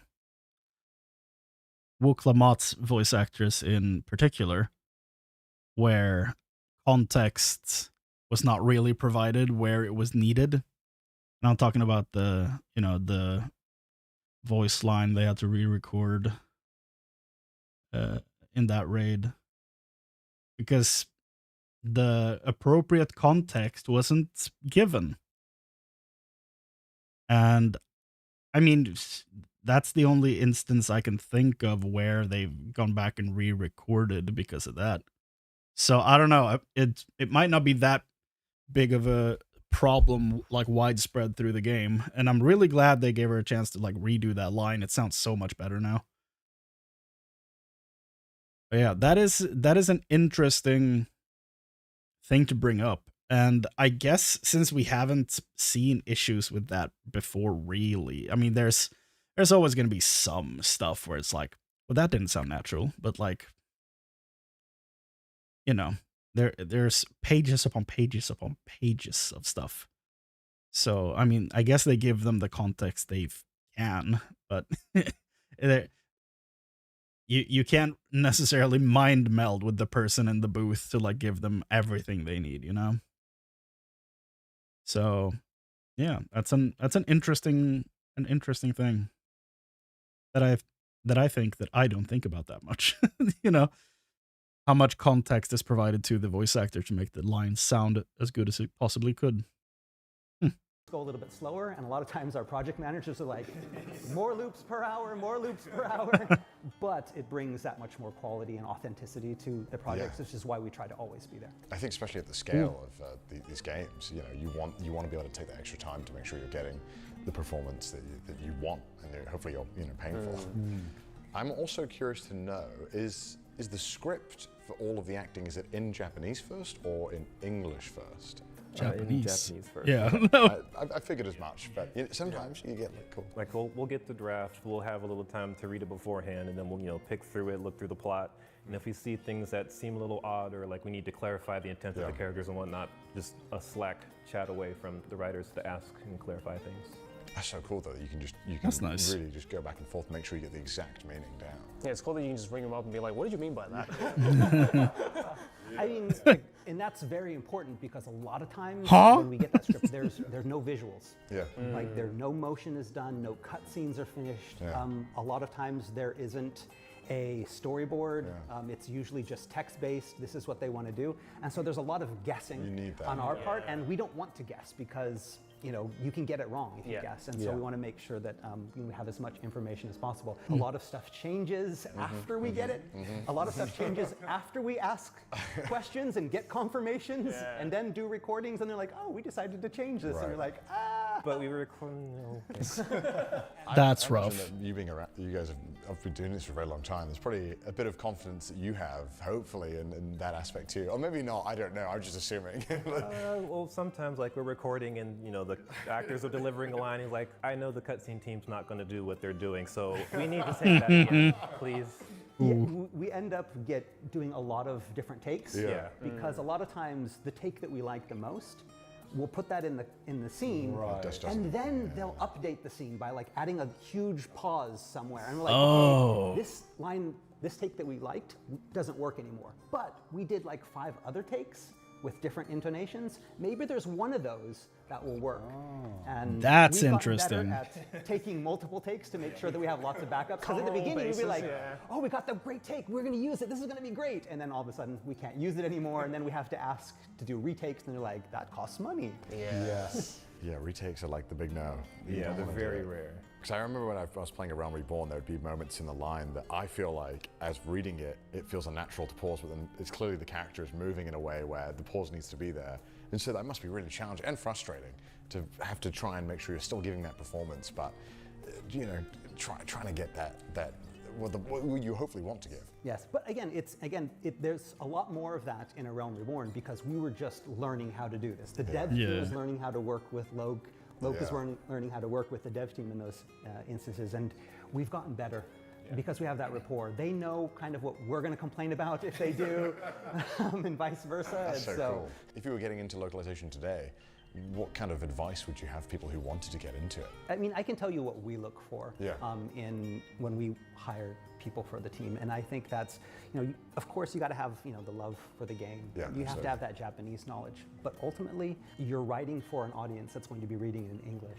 So if you're not a great writer in English, then you could have the best Japanese and understand exactly what's going on, but if you're not able to put that in beautiful English, like the Japanese team put it in beautiful Japanese, then there's going to be that kind of disconnect there. So we always look for people who are talented at writing in their source language, whether it be English or French or German, whatever language we're hiring for. And then on top of that, having really great Japanese, and also knowing games, and also living in Japan, and also definitely lots and lots of boxes. Like honestly, out of working in game development sounds like one hell of an experience. Probably not something I would ever pursue personally, but when I see stuff like this, I'm like, programming, that's not for me. That's not for me at all. Graphics and graphics and stuff, not for me. I can't do that at all. I'm terrible at it. Animations, probably don't have the patience for it.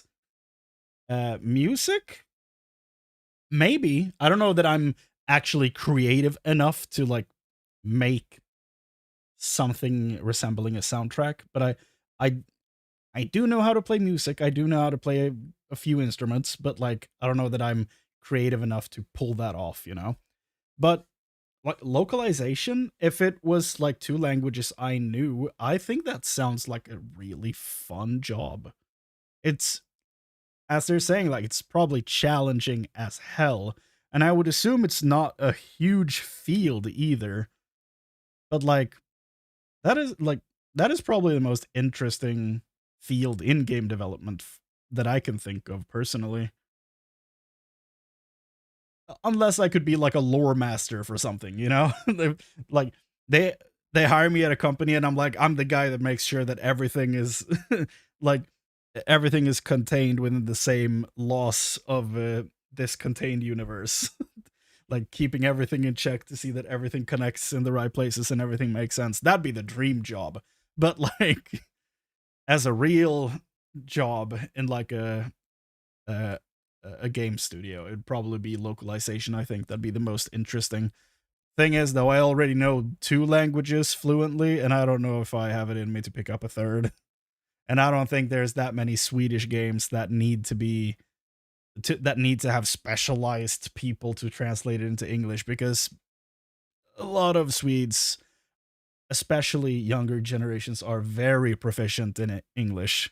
So I don't think that's really a huge field with a lot of openings.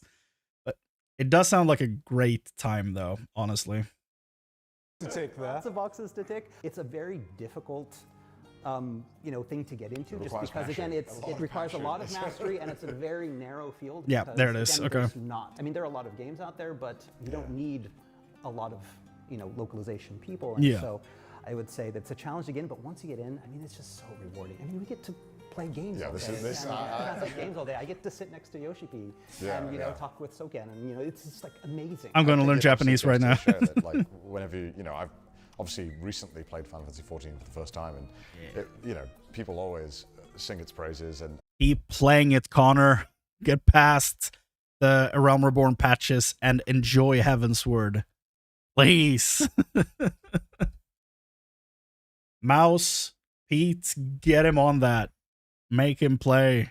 There's never been a question of like English, Japanese. It's like, just play the game. It's amazing. You know, obviously you guys have done fantastic work, and I'm sure the fans watching this can feel that. I think it's very obvious that you guys are very passionate about this. And it's, a pleasure to get to interview you guys. And let's have some fun. It was cool learning about Paul. Here in the voice studio, would you guys like to maybe get a little time in the Here it is. I saw a clip from this. Possibly a little questionable in the past, but maybe you guys could make it even better? Yeah, why not? Yeah, That's funny. Maybe record some of those lines that were possibly a little questionable in the past, but maybe you guys could make it even better? Yeah, why not? Yeah, why not? Let's do it. Sure. We're gonna put the VA back in your name, right? Yeah, I saw what Connor did. Yeah. If the biggest pressure is on him, because he's the voice actor. Well, I don't know. Oh gosh. We're Sure, just we'll gonna try. stick around. We'll have fun. We'll have fun. Okay, let's do this. Let's do it. Let's do it. Let's do it. All right, let's head into the studio.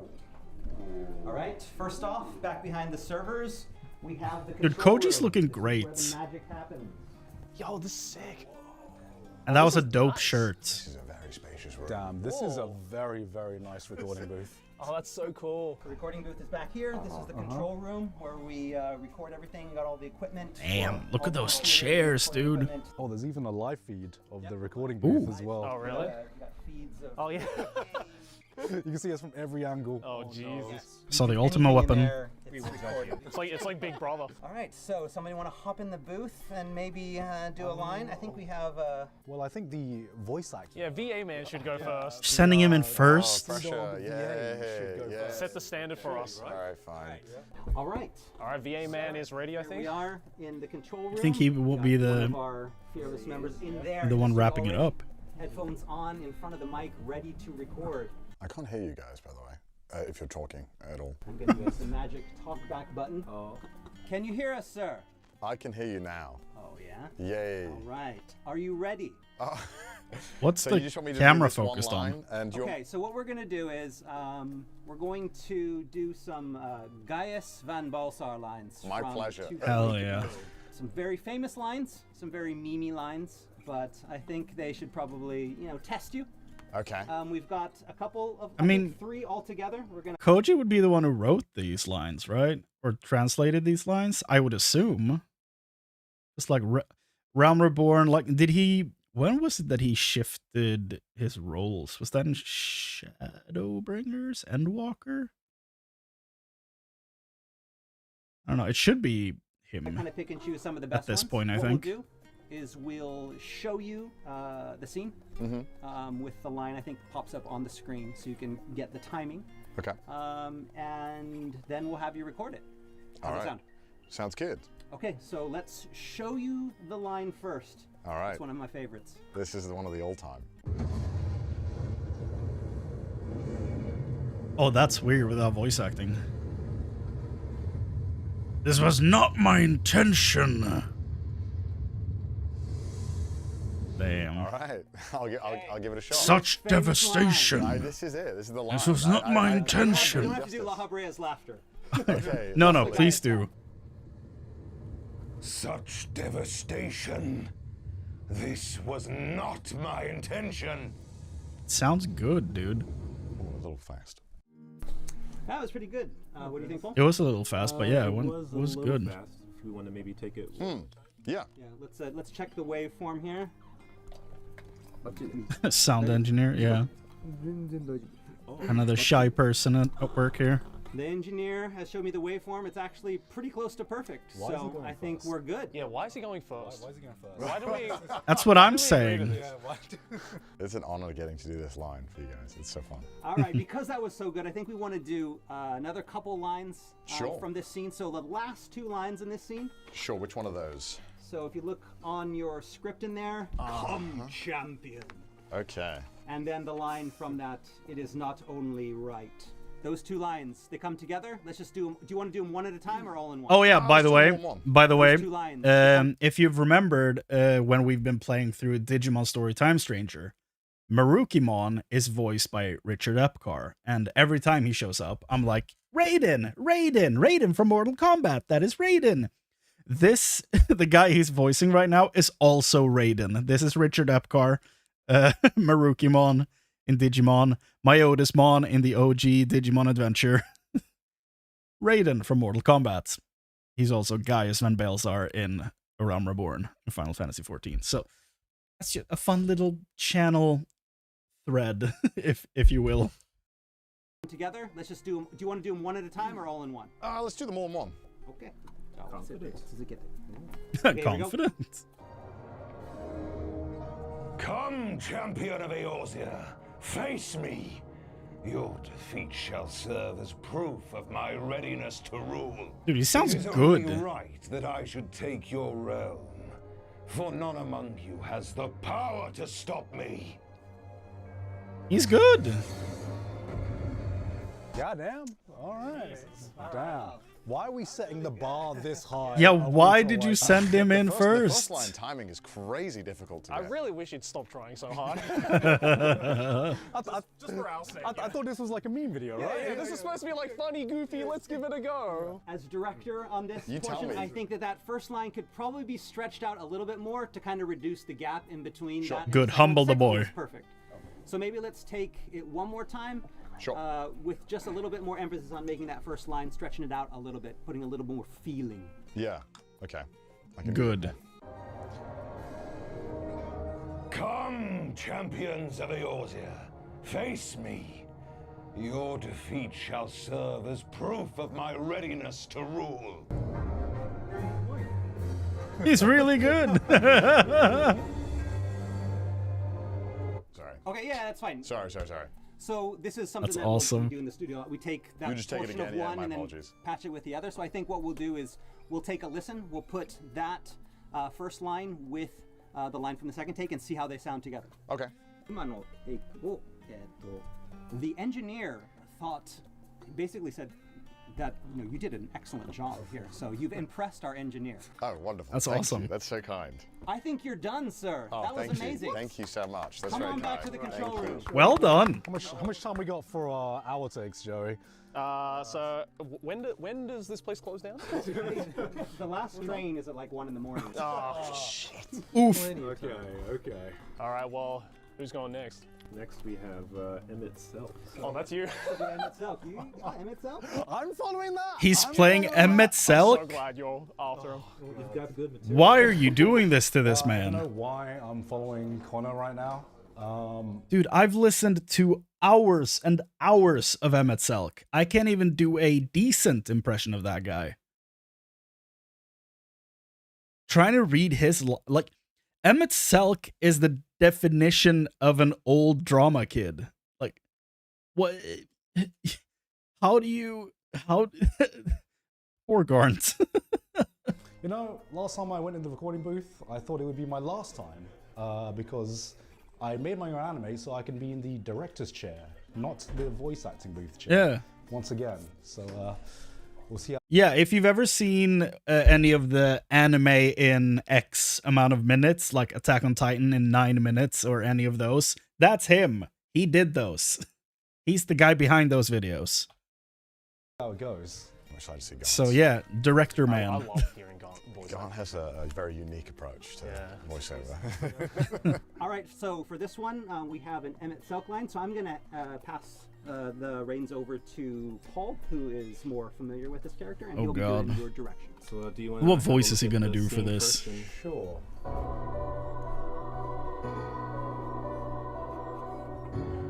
Yeah, like he's more like, even now, after everything, you refuse to see reason. He's like one of those type of guys, you know, the way he speaks. It's like, what the shit is wrong with you? He's so tired of us at this point. And he's so snarky. Emmett Selk is one of the best characters in this game, hands down. I'm so curious what voice he's gonna give him. And how he's gonna pace this. This is long too. Yes. God. Oh god, Garnt, I can't wait to hear Garnt's performance here. Like, Connor got 3 lines. They gave Garnt a monologue. It's really hard with monologues, managing the energy and when to hit. Oh my god, that's so much longer than Connor. Yeah. Why did they do this to this do one man? at a time, okay? Or do you want to do the whole thing at once? Let's do one at a time. One at a time? Okay, I think that's better. Even now, after everything, you refuse to see reason. Oh, that's not bad. That was pretty good. Yeah. Not too bad.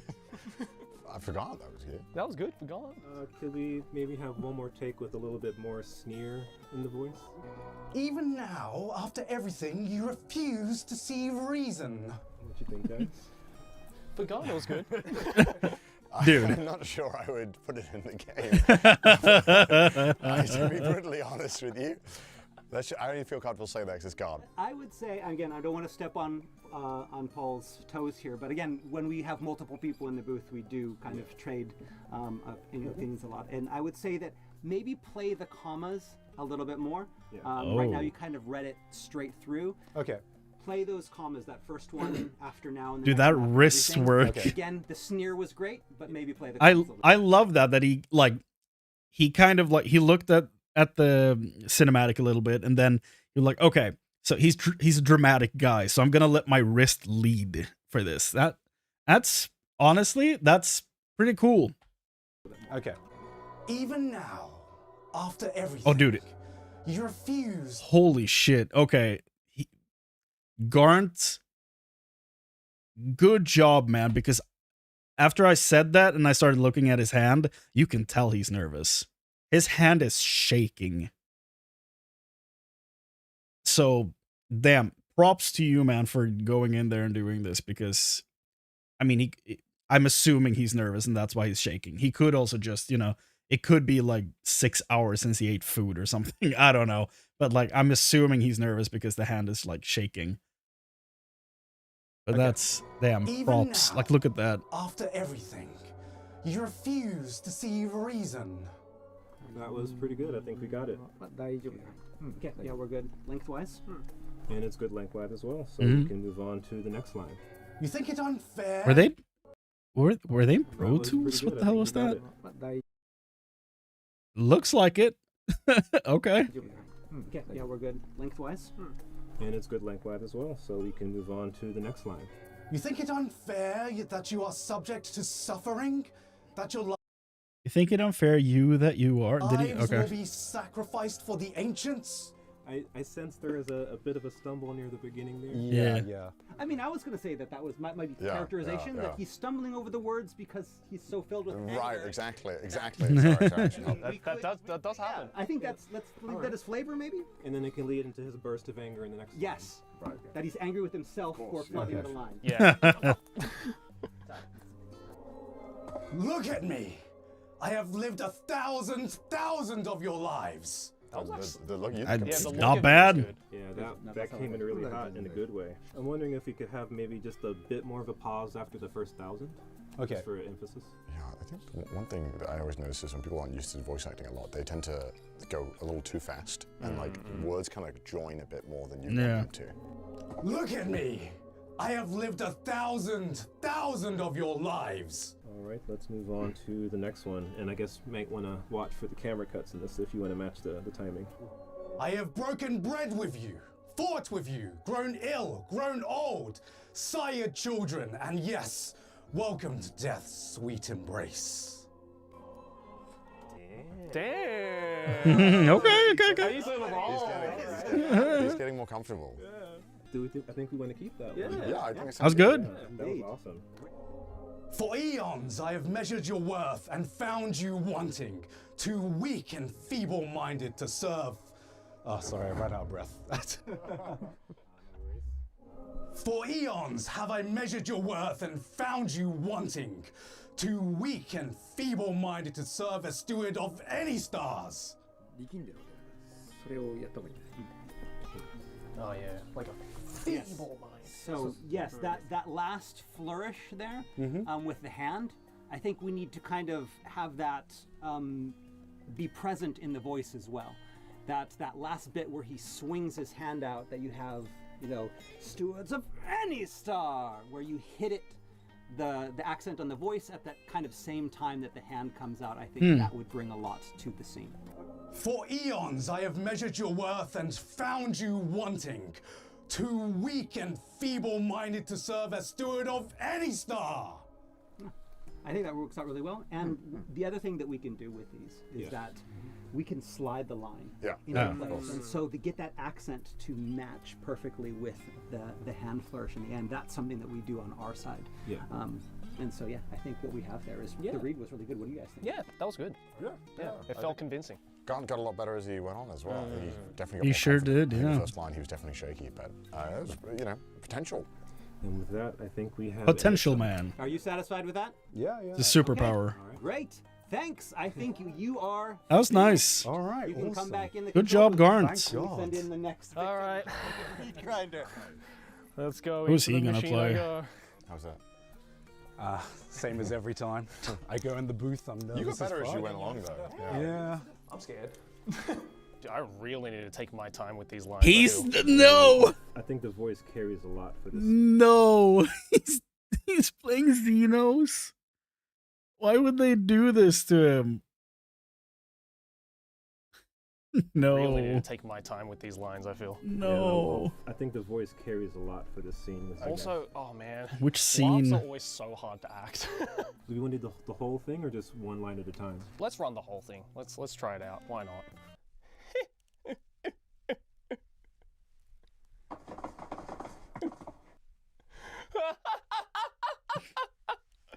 Yes. Jesus. Yes. Such ferocity. Such tenacity. I love it. I love it. Oh, I am loath to recall how disappointed I was when we first fought. But finally, after bathing in the blood and offal of your enemies, Dude. finally you proved to I love how hard Joey's going here. It's so different from the actual voice, but like he doesn't know that. He's never heard Xenos. But I respect him so much for going just full send. That's awesome. That laugh is gonna give me nightmares, but everything else is awesome. blood and offal of your enemies. Finally, you prove yourself worthy prey for the hunt. It fills you even now, doesn't it? The hunger to bite down on my jugular, to feel the warmth fill your mouth and run over even as you drink deep. Good, good. This is the beast I have longed to face. As you sharpened your claws, I too sought newfound strength. But this is no place for a final contest. Come, the heavens shall bear witness to our dance. Oh, he went fancy in the end there. Yeah. He did that. That was actually very good. That was fair play. He gave it his all. I feel like That's really fun. I was not expecting that laugh at all. That kind of, that surprised me. But like Xenos has such a specific voice. I don't even remember how he laughs. I can't imagine it's more than like a chuckle, right? I don't think he's like hey, like he doesn't do that. He's like if anything, Well. He's one of those guys, The power to bite down on my jugular. It's like he goes low. the word was missed somewhere in the. I think it's the third line, right? Yeah, the third line. Yeah, I think I said when we first fought instead of when first we fought. Right, that was it. Yeah, I noticed that. Do you want to spot check that one, or is there anything else you feel you want to revisit? Oh, okay. Let's look at that.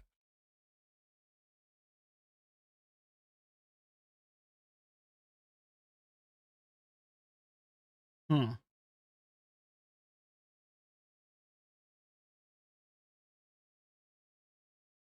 Yeah, same type of deal here, kind of, where like even with the breaks they took in between, right? So the different sections, he's still moving too fast. But I mean, that's not surprising because the thing auto scrolls. So like you kind of get a bit stressed because you don't know how long this stuff is going to stay on screen. So you got to get through it, man. I think it was maybe that one, and like maybe the laugh at the beginning kind of felt a little bit awkward. Yeah, I think that's what I was gonna say. That first laugh, I think maybe it's just you hadn't got in fully into the character yet. Yeah. Now that you are So in how the is he gonna character, do it differently? That first lead up laugh before the ah ha ha ha. Yeah. Could probably be better. So okay. How about what we do is we first punch in that third line and do that one, and then at the end do that laugh. I am loath to recall how disappointed I was when first we fought. But finally, after bathing in the blood and offal of your enemies, finally you prove yourself worthy prey for the hunt. Nice. I think that was actually a lot better than the first. Finally, you prove yourself worthy prey of the hunt. It's like a very different. Like I'm terrible at doing Xeno's voice, but like that's kind of where in the register he's at. You know, he's very low, very low. He's like the the CW villain where he whispers all the time. You know, it's like, huh? What are you actually saying? Nobody hears you, man. He's like, I am monologuing because I am evil. But nobody hears him. Alright, so now we want to go back and try and fix that first laugh. Can we fix it? It's just not a sound that most people make, so I'm like trying to figure out the most natural way to do it. No. That is like Yagami. That is like Yagami. That's a laugh? That's a laugh. That is certainly a laugh. Wow. Awesome. Brutal direction. Wow. Oh, High standards, high standards. And I think we have Xenos. Yeah. Thanks. Awesome. You can come back into the control room. Thanks. Alrighty. Welcome back, sir. That was hard. That was really hard. Thank you. That was so much fun, seriously. Thank you so much. Yeah, no, thank you so much. Yeah, had a great time. But yeah, that was a lot of fun, and so much fun. I think we'll move on. But I mean, we should probably say thank you to the engineer. Yeah. I completely typed in the wrong thing here. I was like, I'm gonna check out the actual cutscene to hear what he sounds like, and then I added an N in cutscene, and I'm like, oops. I fully put that into the search bar. Whoops. Hey, this video said it had first round plus cutscenes. It does not have the cutscenes. Lies. Deception. Do I have the cutscene here? I don't think I do. Man.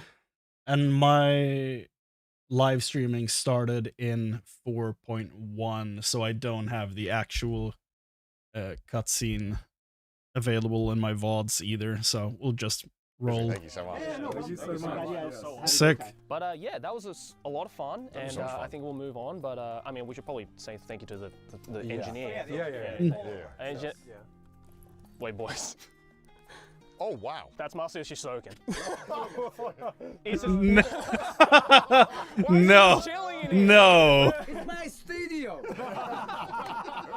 Wait. Hold on. Are you telling me that was Soken the whole time? You can't be serious. Did we ever see him? No. I guess you can see the top of his head there.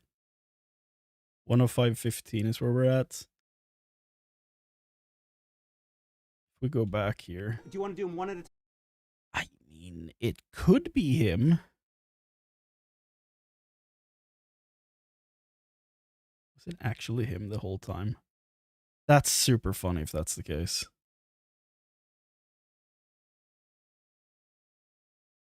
Okay, whatever. There he is. Hello. Why is he just chilling in here? Token. It's my studio. Oh my god, we got the composer Masayoshi Soken in the building. Oh my gosh. That's crazy. Well, we have to go and live with The this legend. Yep. All right, let's move on to the next segment. All right. Hell After we yeah. embarrassed ourselves The doing boy. voiceovers for FF14 characters, also completely missing the fact that the sound tech helping us was actually Masayoshi Soken, the game's music director, I couldn't resist asking him a few questions Hell yeah. about how he brings FF14 to life through music. So Soken-san, you've been working in the gaming industry in terms of music and sound for such a long time now, but how did you originally get into the position that you're currently in? 大学で科学を勉強したんだけど、大学4年間 Science 行ったんですね。だけどね、僕が大学4年間科学を勉強して分かったことは、 My man 僕は科学向いてないってことが分かりました。僕も。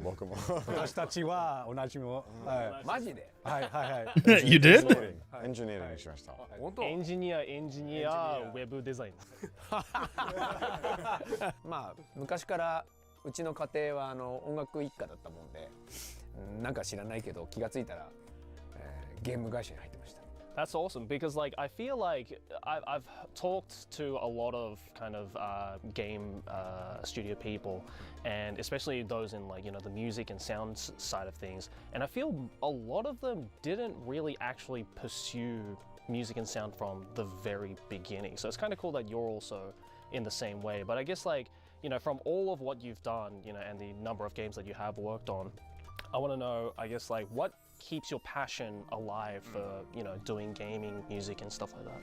それはもう当然ゲームが好きだからでしょ。まあそうですよね。Good answer, yeah. それ以外ないと思うな。So I guess with 14 especially, it's kind of this big compilation, or even almost I would even say it almost feels like a theme park for Final Fantasy fans and games and stuff like that. But obviously when you're having to remix or reimagine older game music from say Uematsu-san, stuff like that, what's one thing you really make sure you look out for to maybe in your head not mess it up or not mess up the legacy, if you will? 僕はね、ファイナルファンタジーの音楽っていうのは植松さんの音楽だと思ってます。まずこれが結構大事なところ。だからやっぱり何でもやっていいんだけども、やっぱり原点に立ち返って必ず植松さんだったらどうするかなっていうことは結構よく考えます。ただ植松さんと酒飲みに行くと植松さんはねよく言うんですよ。That's dope. FF は何でもやっていいんだよっていうふうに言うんですよね。でもそれはね、ある意味後輩に対する植松さんからの優しさだとは思いつつ、逆に優しさとね共にプレッシャーなんですよ。だからなんつったろうな、お前ならどうすんのみたいなところはやっぱ常に問われてる気がするんで、植松さんのことを考えつつ、自分でチャレンジをするっていうことはこの14で取り組んでる。And I guess, yeah, talking about Uematsu-san's music and the older game music and stuff like that, I want to know, just as a Final Fantasy fan, which game would you say, in your opinion, had the best music? 難しいな。That's a hard question. That's a mean question. Yeah, I want to know because I feel like there is no correct answer. いやー、強いて言うなら。すげえむずいんだよ。これ結構ね聞かれるのよ。ああ、そうですか。あなたが一番FF の中で一番いいと思ってる音楽何みたいな。答えらんないんだよな。もう FF ってやっぱナンバリングによって色が全然違って、でも全部ファンタジーしてて世界観も違うし舞台も違うし、だから答えになんないな。悠久の風かな。Wait, hold on. Eternal Wind is. Did he just, to the question of which game has the best music, did he pick a single song? Jesus. Which Eternal Wind?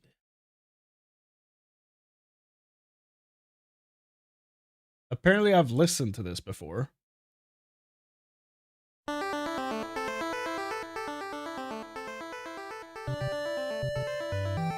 Oh. Okay, it's Graha's theme. Yeah. So that's from Final Fantasy 3. Okay, cool. Yeah. I did hear that this was the overworld theme for a game, so didn't know it was 3 though. That's awesome. Nice. So that's his pick for like favorite song. That's cool. Like props to Soken for being able to pick one song. Like he got the option of a full game. Man went the extra length and picked one song. Eternal Winds. やっぱあれはなんかいいよね。It's just good. なんかいいよね。 It's the most musician response ever. 素晴らしい曲だと思う。てかもうそれ以外にもやっぱ素晴らしい曲たくさんあるから。もちろんもちろん。Fair. ちょっとやっぱこれとはなんか一個に絞るのは難しいな。But I guess like yeah, that kind of leads me on to your work with 14 and taking all of so many of these tracks that you love and kind of reimagining it for this new world. And I also noticed that in the soundtrack for 14, you tend to play around with lots of genres of music, all sorts of different genres. How do you go about deciding which genre to match which song, for example? まあ第一はロアなんだけども、まあ本当にそのゲームにマッチングする音楽の最適解はどれかっていうところは常に考えてるけど、あんまり俺ね音楽ジャンルで縛ってなくて考え方的に。だからなんかねたまたまロックっぽくなったりクラシックっぽくなったりっていうことはあるかもしれないけど、あんまりねあんま考えてないですか。フィーリングだから本当このコンテンツにはこういう音楽が合うでしょうってあんまジャンルで見てないかな。あれなんですよ。例えばファイナルファンタジー16でスイッチ入れてすぐ鳴るアウェイっていう曲があるんですけど、あれはねオーケストラを使ってロックンロールやったんですよ実は。でも決してエレキギターが出てくるわけじゃなくて、もうあくまでもオーケストラの楽器を使っただけで俺の中ではあれはロックンロールだった。でも多分みんな聞いたらオーケストラの曲って思うと思うんだけど、俺の中ではあれはねロックンロール作ったつもりなんだよね。Yeah, it's cool that you kind of like really focus on feeling rather than any conventional, categorization or anything. Yeah, I love that. Right? So I guess then I want to know, now I'm kind of interested about your kind of composing, method. For example, like when it comes to like composing a new track for say 14, say for like a new boss or a new raid battle or something like that, do you look at the visuals for it first and then come up with the music, or is it the other way around? なるべく僕はコンテンツをプレイすることを結構 Wait. Why have I never considered this? He plays the game? Why am I confused by this? For some reason, I never even imagined Soken playing the game. But that makes so much sense. Of course, the way he speaks about the music and the games, of course he would be playing them. Why have I never thought about that before? The most important thing is to play the content first before composing. That's so cool. 目標にしてるんですね。やっぱさ、ゲームって遊んだ時の手触りというか、なんかそのプレイフィールというか、やっぱそれがすごく大事だから、そこから How does that work with the timeline of everything though? フィールをプレイヤー Doesn't that mean basically the actual gameplay is done and then he has to shit out a song in like a week? Is that like how? っていうところをゲームコンテンツとやっぱ一緒に考えた方が Asked and answered, I guess. になるはずだから、なるべくプレイしてから作るようにしてるんだけど、そうすると、締め切りに絶対間に合わないのでなのでまあ間に合わないなりにその事前に資料とかもちろん風景とか、Okay. それから So you play some stuff. っていう企画書はもうしっかり14は作られているから、そこを読み取ってある程度作って、で最終的にはやっぱ実際に自分で遊んでからいいか悪いかの判断して、本当合わなかったら結構もう根本から作り直したりとかも全然します。だからね、例えばだけどその締め切り間近でやっぱこれ歌入れないと成り立たないなっつって歌入れようコージーっつってお歌詞書いてくれって結構ある。I'm kind of curious then, and you kind of half answered it already, but has there ever been moments where, for Oh example, yeah, Koji, the guy that used to be the main translator guy that since moved to a like higher up position in localization, the guy that's been with them translating stuff, sings in the band that plays essentially all the music in the game. So whenever you hear vocals in the game, it's most of the time it's Koji, the translator, and some of the time it's Soken. Also, the director of the game, Yoshi P, that we saw earlier here. Where is he at? Here. The guy with the... Oh, you can't even see that. The guy with the many rings. He also does some singing on some songs. Not that many, but every time he shows up, it's a pleasure. You've looked at a raid boss, or you've looked at just a situation in the game, and in your head you're like, oh, I know exactly what I want for this. And then you take it to your team and they go, no, that's not what we wanted. Or, you know, maybe there are differences in opinions. Has that ever happened? 最初の頃結構あった。ね、結構それでね、喧嘩したかな。Fights. でも最近は結構そのどういうコンテンツを目指してるのかっていう共有のやり方っていうのがやっぱ14の中でも進化してきたから。あんまり最初からなんか全然違うものを作っちゃったみたいなのはもう結構ないですね。最近は。うん。修正はもちろんあるんですよ。だけど根本的に違いますっていうのはないです。うん。Okay. Well, I guess then the final question I kind of want to ask, just on a personal level, as a musician myself, is who are your biggest musical influences? まあ最もって言ってもちょっと。But if I had to pick one, it would be Eternal Wind. まずはとにかく。ゲーム音楽の始祖と言われている杉山先生とそれから上松さんもう上松さんもゴッドだからね。この人はもう間違いない。The God. それからあと普通に音楽として自分の中に吸収したのはもともと幼い頃はクラシック音楽ばっかり聴いてたんだけど、悪ガキに育った高校生ぐらいの時に出会った。大学ぐらいかな。What'd you listen to? ミッシェルガン・エレファントっていう素晴らしいロックバンドがいて、そこのギタリストがいて、もう死んじまったんだけど、あいつのギターが超かっこよくて、阿部太っていう人なんだけど、その人にギターのかっこよさをめちゃくちゃ影響を受けてます。それからね、あと海外。There you go. That's cool. Hell yes. So good. Tom Morello's guitar is incredible. いやもう本当もうレジェンドだよ。Yeah, he's a legend. He is a legend. Oh yeah. すげえかっこいい。あんなもうバンド見たことないってぐらい。もうリリックから歌の乗せ方から変態的なギターから。なんだろう、もうノリのいいベースから力強いドラムからもうなんかもうね同じ人間とは思えない。I 100% agree. I agree. I guess that's all the questions I have. You guys? Yeah, that's all amazing questions. Yeah, that was super cool. Yeah, so thank you very much for answering questions. I think we learned a lot about your background and your creative process. Yeah.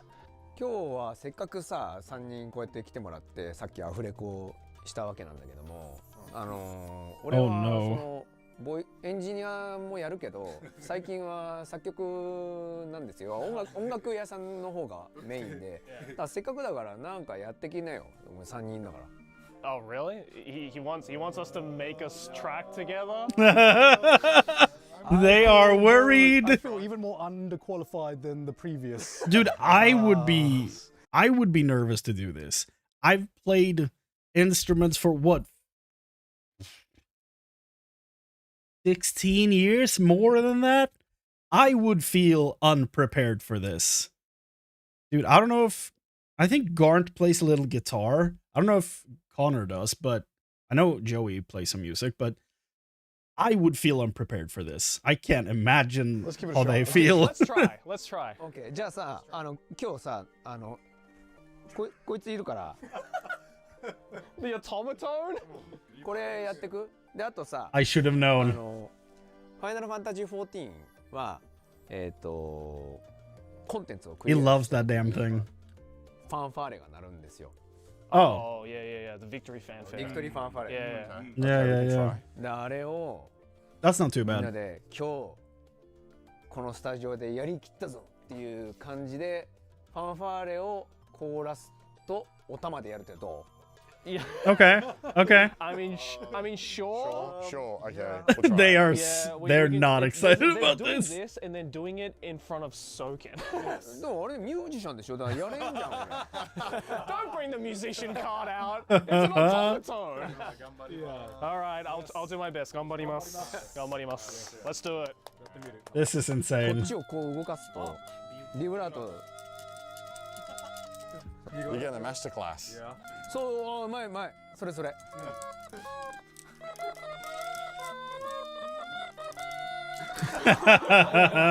There you go. それおもろあれコージふわりは You're good with the victory theme. It's a victory. And the ya at the end is not sung, it's just yelled. It's kind of cool to think that I'm probably the only person in the world who has ever gotten an automaton lesson from Soken. I mean, fair. Okay. こんな感じ That's hard. Victory theme, it's a victory. Yeah. You guys ready? Yeah. Okay, we got Yeah. one take. Here we go. Faster take, trash taste. Here we go. お願いします. Victory theme, it's a victory. Yeah. Okay.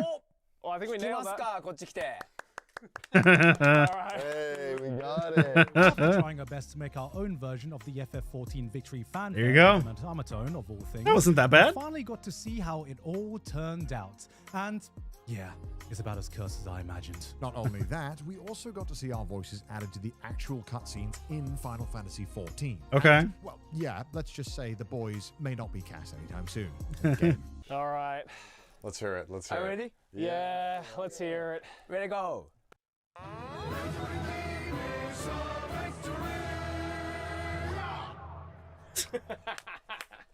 It sounds a lot more epic in the He hit them so far into the mix of that. go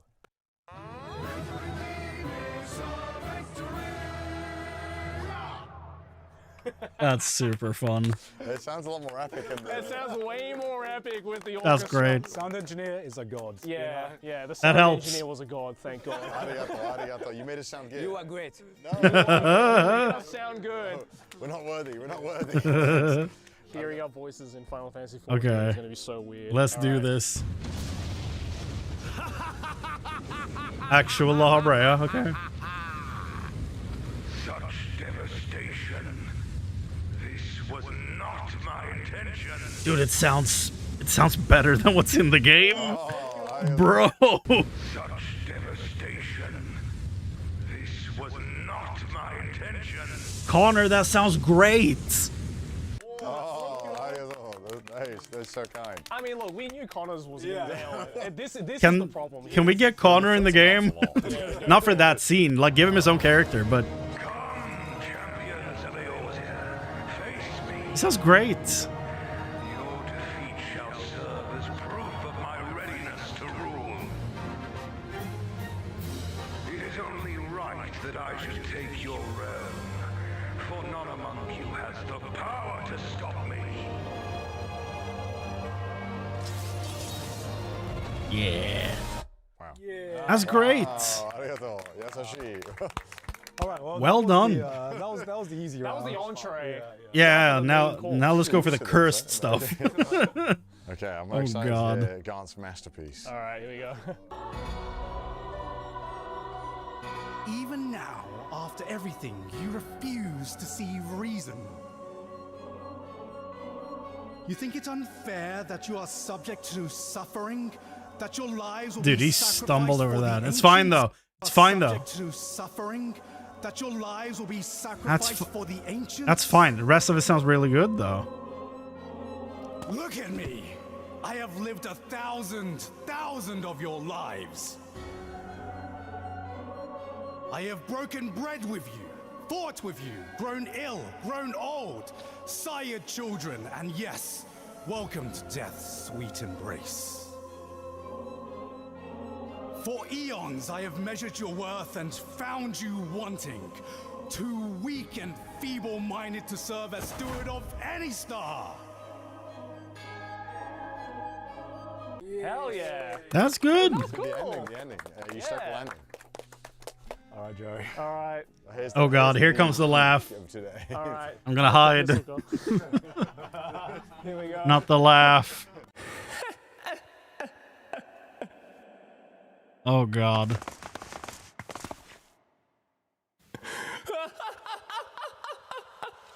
Yes, yes. Such ferocity, such tenacity. Joey, my man. I am loath to recall how disappointed I was when first we fought. But finally, after bathing in the blood and offal of your enemies, finally you prove yourself worthy prey for the hunt. It's so wild hearing this because Zeno's voice is so far from this. But it makes perfect sense that he doesn't sound like him. He's never heard him. But to someone who has heard Xenos, and quite a lot of him as well, it's very strange hearing it like this, because like the way I remember it is like, I am loath to recall how disappointed I was when first we fought. Like, it's like that. It's not the right accent, but whatever. Like, it's so different from what he's doing. I don't dislike what he's doing. It's very different, but I don't dislike it. I cannot in good conscience defend the laugh, but everything else is fine. It fills you even now, doesn't it? The hunger to bite down on my jugular, Dude, to feel the warmth he's going through it. your mouth and run over even as you drink deep. Good, good. This is the beast I have longed to face. As you sharpened your claws, I too sought newfound strength. But this is no place for a final contest. Come, the heavens shall bear witness to our dance.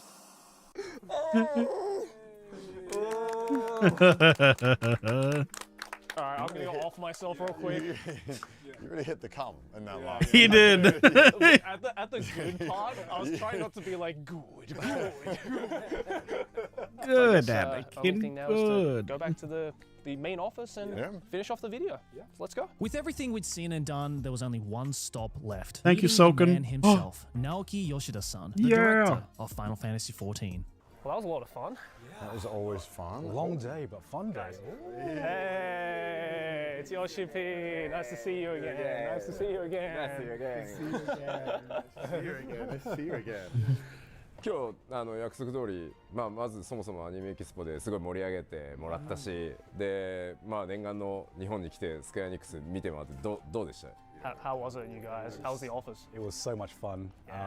Amazing office as well. So many cool stuff. Really cool seeing the starting areas of Final Fantasy XIV downstairs. Yes. The massive scale. Yes. So cool. 14の開発のいくつかのセクションの本当にごく一部の仕事 I で think は this was really 経 cool. 験もしてもらったと思うんで、 Very ぜひこの興 different. 奮は映像でね皆さんに伝えてくれるんじゃないかなと思ってます。はい、ありがとうございます。 I'm so sorry we were not very helpful in the process of making it, but we had so much fun. I'm sure the viewers had a great time watching as well. その開発チームのね情熱を一部でも皆さんからね伝えてもらえると我々としても嬉しいんで。ありがとうございます。Yes, thank you very much to Square Enix for letting us check out the office, and of Yeah, it's course, been so cool. Yoshi P for being there to invite us here and finally experiencing all of this. So cool. せっかくなので、わざわざここまで来てくれたから、お土産をちょっと用意してる。プレゼントを用意してる。マジですか？本当に？ Oh my god. Oh my god. Okay. ありがとうございます。俺ね、前回リングもらっ The て job icons. まだつけてるんですか？つけてる。Oh my god, you still got the LA ring. Nice.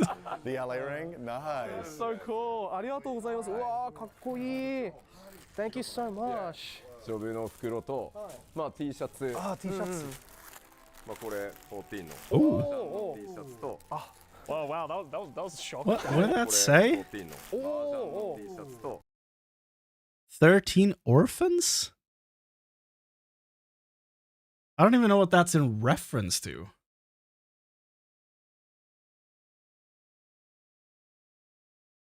"13 orphans?" Oh, it's a mahjong thing. What?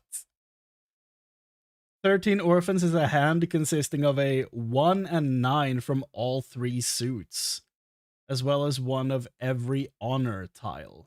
No matching tiles, no sequential. Okay. I don't play mahjong. I don't know. But that's funny.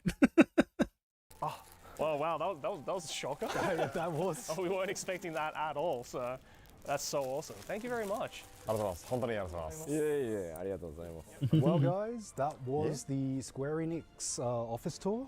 We got to see a lot. We got to experience a lot. It was a very, very fun day. Now play the game, boys. We'll see you back in the studio. See you back in the studio. Bye. So yeah, guys, that was fun. the Final Fantasy 14 tour. Really freaking cool experience. Yeah. I mean, that's an understatement. It was like one of the coolest That's things a lot of we've done. fun. Yeah. I mean, just having the opportunity to see all of the behind the scenes and just made me realize, damn, I should replay this. Yes. Get back into this. And you need to get further into it. Yes. Like every single person we spoke to who works on this game is like the coolest person. Yeah, legit. Like so much fun to talk to and hang out with. Yeah, like 100%. it's not a surprise. Go the game watch is their as interview fun with as it is. Koji. It's great. So again, a big thank you to the folks over at Final Fantasy 14 team for showing us around some really, really cool stuff. And I hope all of you Final Fantasy 14 fans enjoyed the behind the scenes as well. And if you enjoyed this type of content, please let us know because we're in Japan. There's so many amazing studios, all available here. If you want us to do more stuff like this, let us know down below. But thank you so much for watching. We'll see you guys. Okay. Yeah, that was dope. た時には I like that we got to see like a bunch of behind the scenes stuff of different teams that you don't really think about, that much. Like you think about like when people talk about Final Fantasy 14, they talk a lot about Yoshi P because, he's the face of the entire team. So of course we're going to talk a lot about Yoshi P. Then you have Soken because you hear everything Soken does, all the music. And then you have Koji because he's kind of like grown with the Western community to be like, he's our guy, in the companies.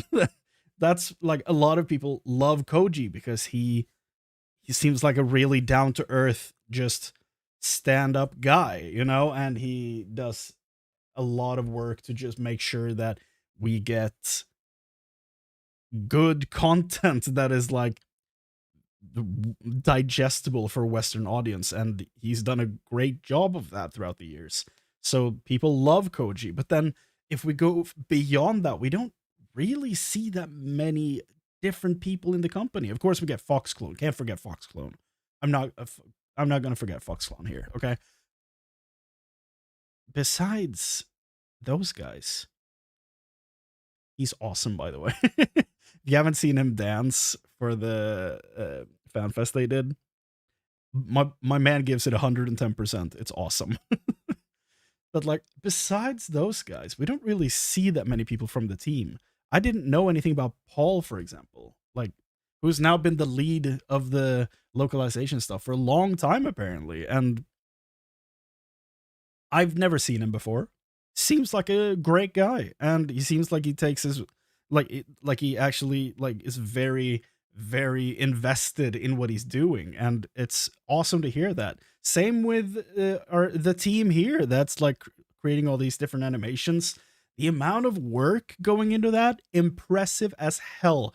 And the fact that they are like she showed us here that she has artwork of a chocobo from like an artist that inspired her to join Square Enix like long ago. And it's awesome to see people have that passion all throughout this team and just get to see different people. Yeah, there it is. The chocobo art right there.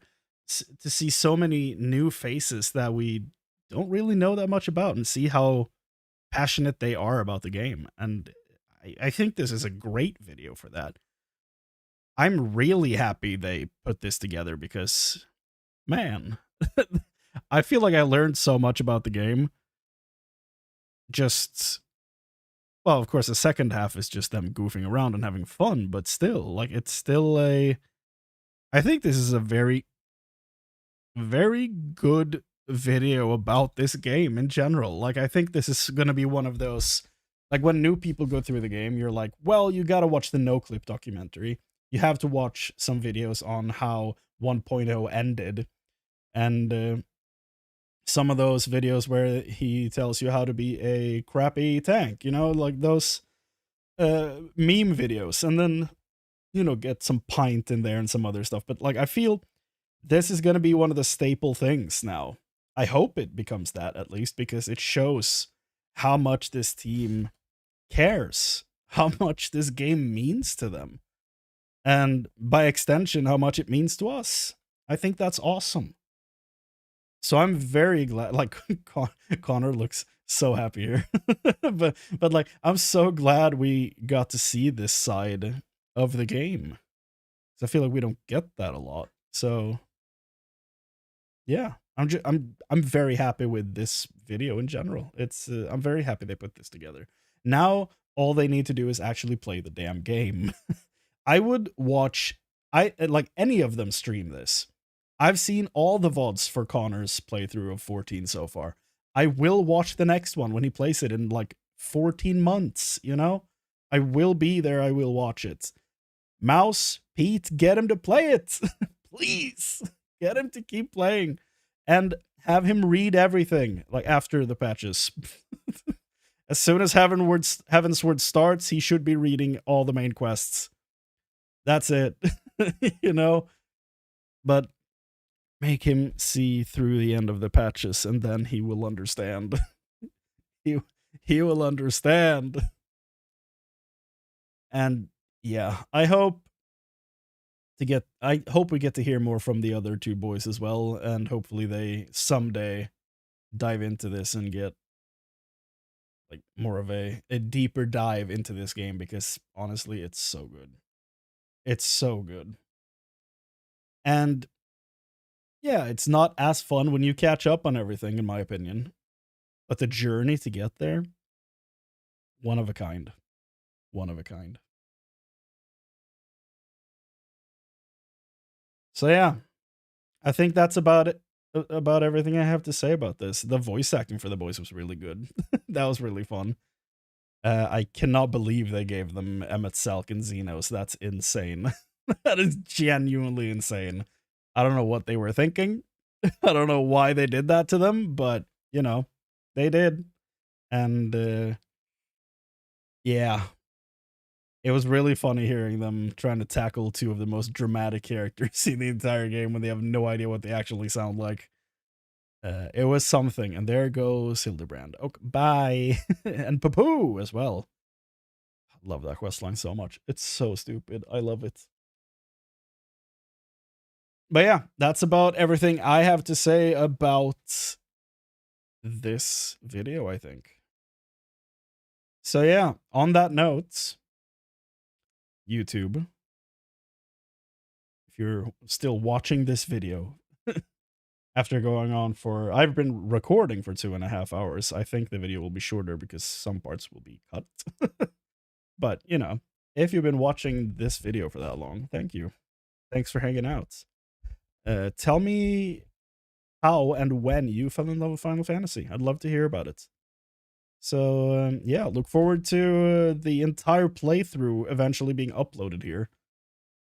And probably after I finish each expansion, I will have, like, a super cut of, like, this was my journey, and, like, a 1 hour, like, 90 minutes to 2 hour video of an entire expansion.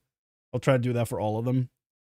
When when one expansion wraps, I'll probably put up a supercut video for that expansion before going into the next. That's my plan right now. So we'll see how that actually works in practice, but that is the plan. So if that's interesting, you know, stick around. But yeah, now I'm distracted by Best Girl over here, so we need to wrap up this video. We can't have me being distracted over here. Okay, so thank you so much for watching this video. Thank you for going on this journey with me. Take care of yourselves, and I will see you next time. Bye. So that's the end of that video. That was a 2.5-hour recording. That's actually insane. But it was only 13 gigabytes. So that's not too bad. That's not too bad at all. But yeah, we've been streaming for 3.5 hours, and I think I might be calling it here, guys. It was a different stream from what we usually do, but I kind of want to, you know, broaden what I do here. I do love Digimon Storytime Stranger. Don't get me wrong. I'm having a lot of fun with the Nuzlocke playthrough, but I kind of want to be able to do other things as well. I kind of want to have my Digimon stuff, and I want to have other stuff too. Because I'm not only paying attention to Digimon in my free time. So I will be talking about other things, whenever they pop up and it's something that I care about. And yeah. So just, in general, I think that's probably it for the night. Oh, Dax, I didn't see your message here. If I was to pick only one song, I'd probably pick The Man with the Machine Gun, even if the game it's in is not my favorite. Which song is that, though? Let me pause this song before it goes too far here. The Man with the Machine Gun. It's from Final Fantasy VIII. Okay.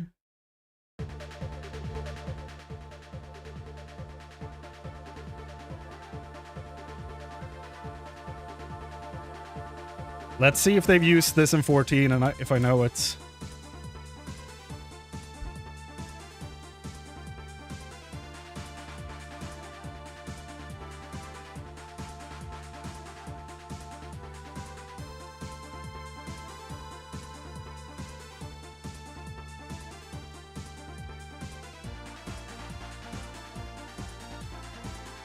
I don't think they've reused this. This is a battle theme song? Okay. It's very good. I don't think I've heard this.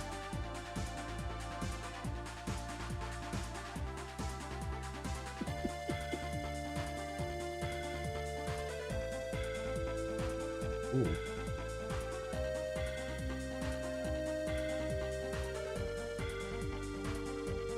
I like that. I was not expecting that note, so that was cool.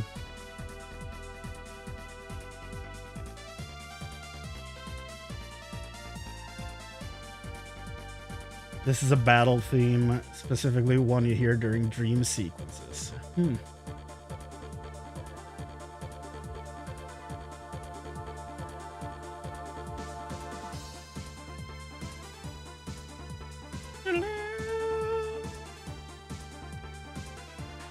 Honestly, that's sick as hell. I can see why that's one of your favorites. I really like that. That was super cool. I don't know that I have a favorite so far. Like, of course, I love A Long Fall and Ultima Science and Sinners. But that's like, they're meme songs, kind of. They're awesome, but they're kind of meme songs. Like, you have this one, A Long Fall. But this became a meme because of the dance.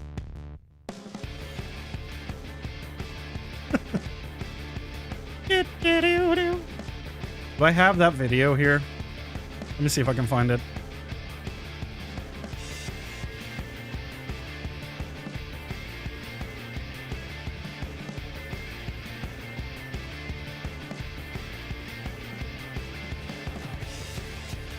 There it is. Like that song was huge because there was a music video for it and there was a dance attached to it, and I don't know the order of everything, but the devs like really like grabbed onto the meme with the dance, and at FanFest they all came out and danced. Like the devs did the dance to the song. Let's see if I can find that. Long Fall. Yeah, here it is. They've They've even put... Damn it. Okay, look at this. Let's see here. So, you have this, right? So, this is the dungeon theme. Like, what you're seeing in the background is what you're seeing when this song plays. And then for some reason, this dance was attached to this song. I don't know where this dance comes from, but this is the actual music in the dungeon. From Right Heroes Ride.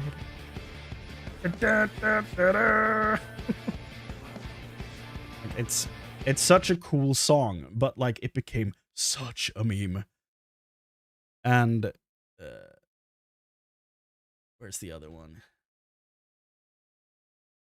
Yeah, like people started memeing on this so bad. Like we started getting shit like this. Like from the Sonic movie.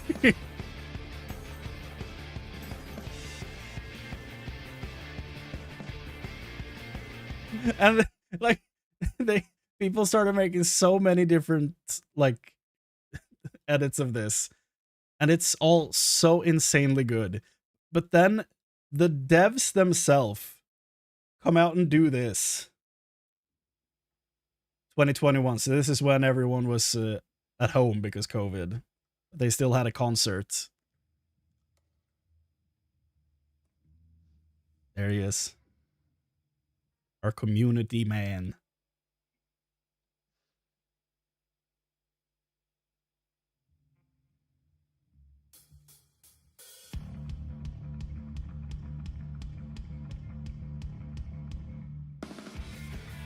And they're doing the dance. It's so good. It's so goofy, but it's so good.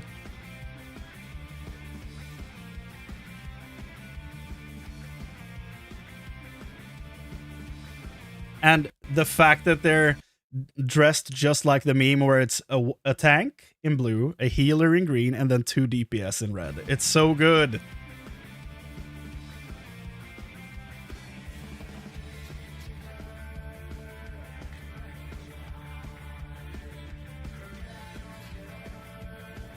Soken singing.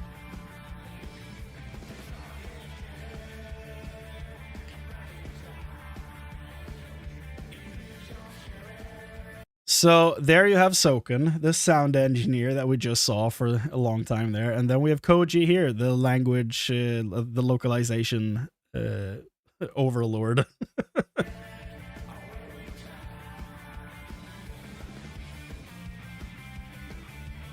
It's so funny. Like eventually they sit down and stuff, but it's so funny. They just really leaned into it, and I love them for it. And then when it was my turn to see this, I was so... I haven't shown this anywhere before, but this is what it was like when I saw this for the first time, right? I was not expecting this to pop up, and this was my reaction to it.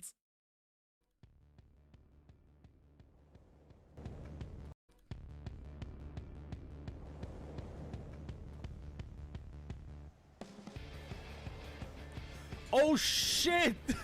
This song is a dungeon song? Hell yeah!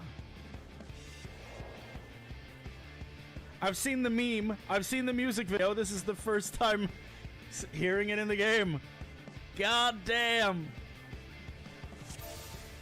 Man, it's so funny. Because I was never, you know... I was never expecting to actually find the song in the game. It's... yeah.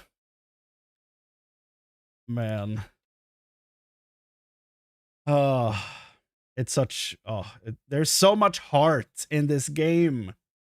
There's so much care and attention and just love put into this game. It's so fun. It's so cool. Would you type your decks? Hold on. Where'd the chat go? Although my favorite theme from my favorite Final Fantasy would have to be a Cosmo Canyon theme in 7. Cosmo Canyon. I think I've heard this. Is this the theme I have on my PS4? Hold on. Cosmo Canyon theme.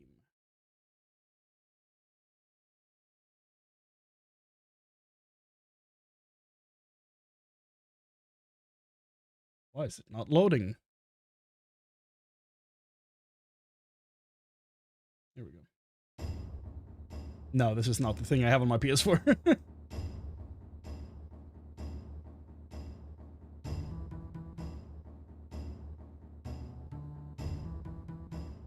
Okay.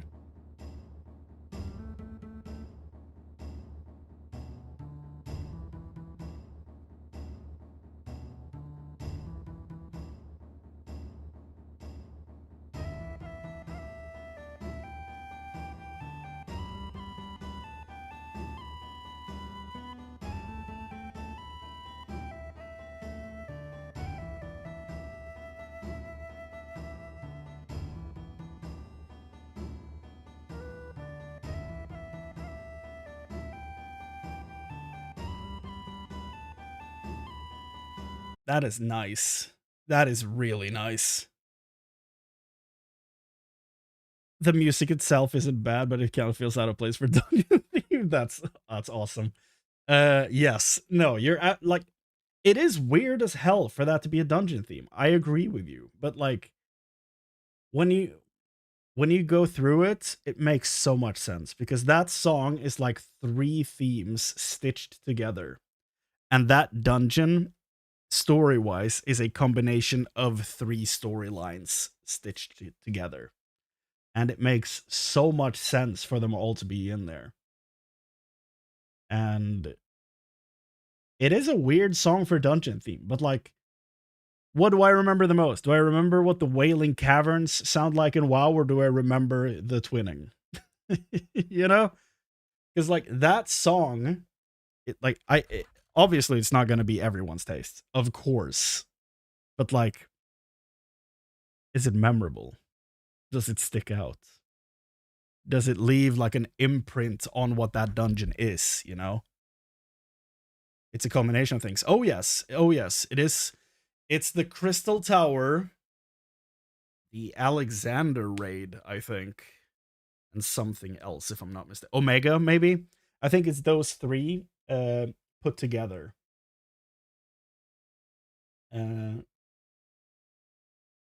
Yeah, like the if we listen to the Omega theme, right? The escape thing. You have this melody here. When they start singing.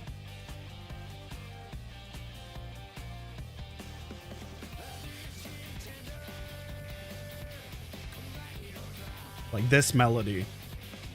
And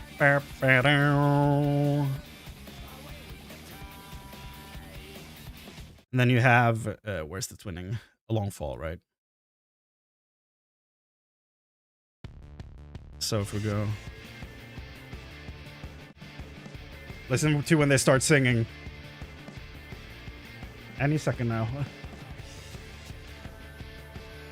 From Ride Heroes Ride. It's the same melody. But in a very different type of song.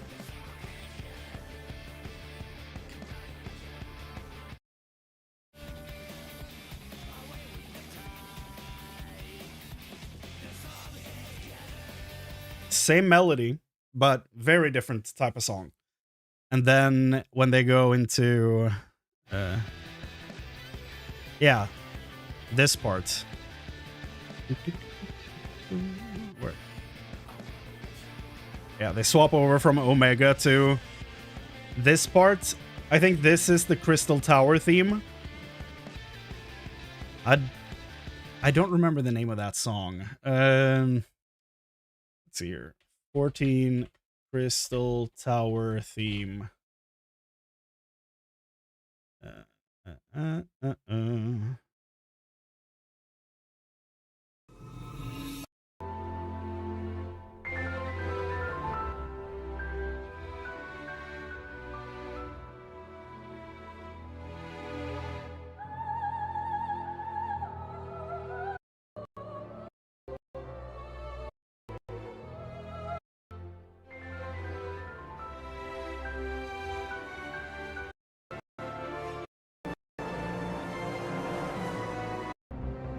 Is it around here? There's a bump here in most replayed, so...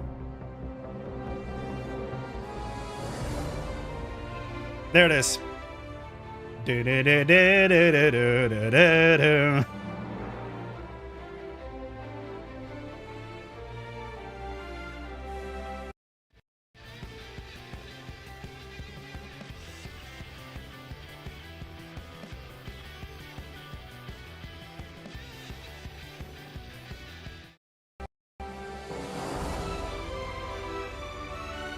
Same melody.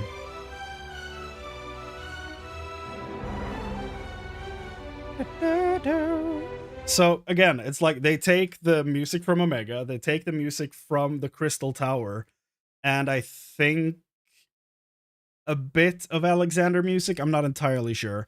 It could be just these two, but like then incorporate that same melody into the same song, shift the key a tiny bit, and yes, change the tempo quite a bit.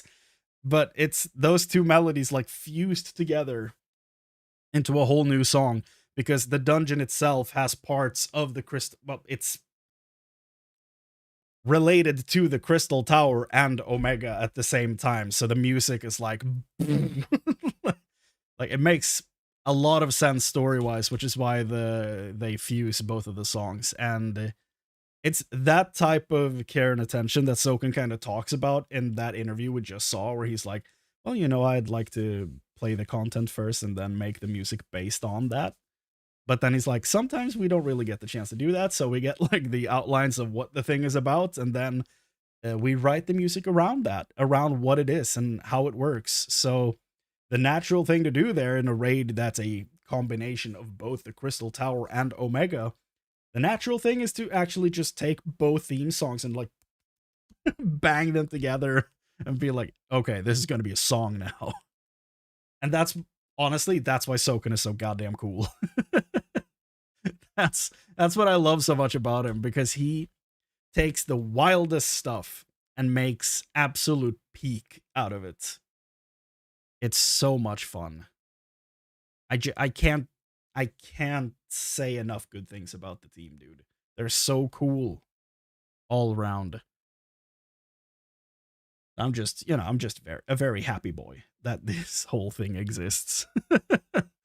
It's so damn cool. And then, like, my favorite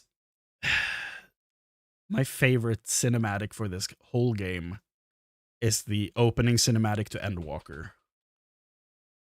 Because in that trailer, they go through almost every expansion's main theme in the trailer, right? Which is awesome. It helps that the music in the actual trailer is like exactly my type of music. that helps.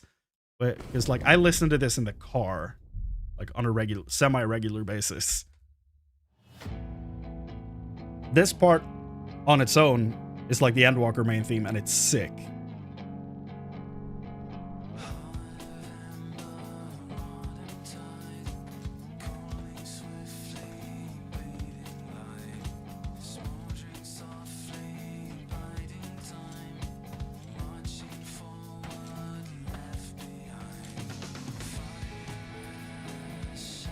Like they got an actual like, I can't remember what the name of the band is, but this is like a dude who plays in an actual like metal band singing this stuff. It's so cool.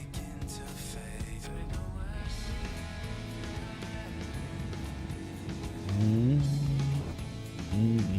final days were upon us.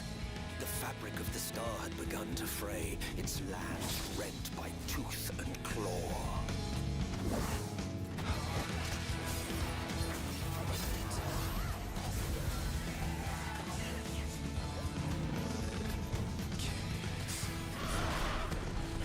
I wonder who's gonna be changing jobs for the next expansion now that I'm looking at this.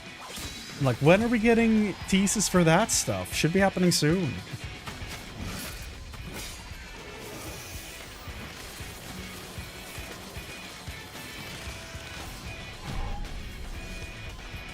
Alize! Are you alright? I can look after myself, you know. And this is the main menu theme for that expansion. So nice. Heavensward music. Sorry, that was loud. Now we're listening to a rendition of the Heavensward music right here, which is the first expansion. So now we're starting the tour going back to old music because everything is culminating.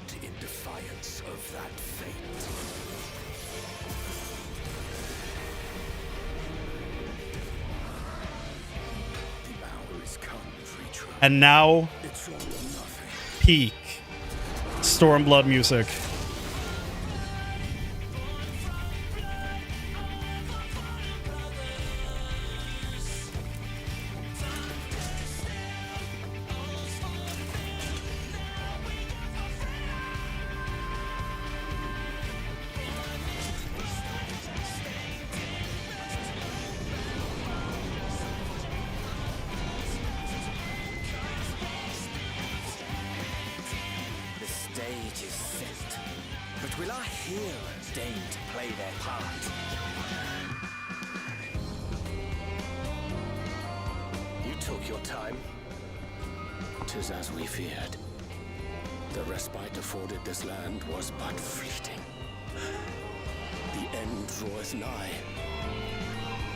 Sam Carter, lead singer of the band Architects. That's it, yeah.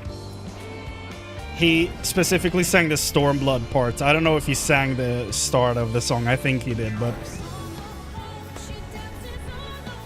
And this is Amanda, yeah.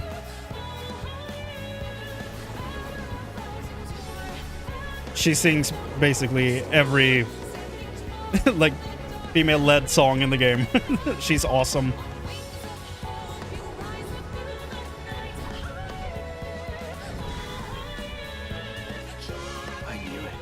Sam Carter's about to come back and sing, like, loud. Take care, my friend.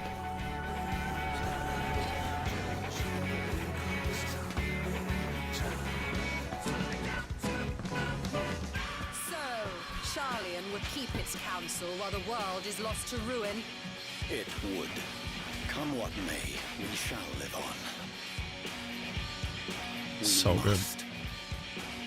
Do as you must then, but we scions will fight until the heavens fall. This part of the song plays in the best part of the entire expansion.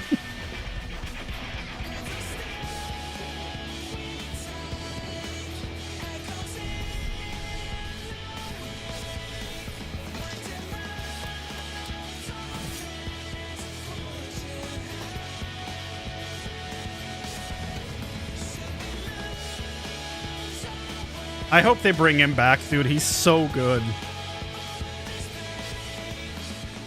Past the far edge of fate.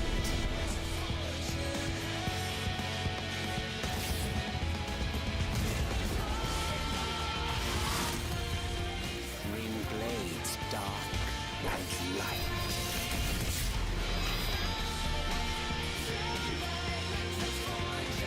Tolling the coming of the end.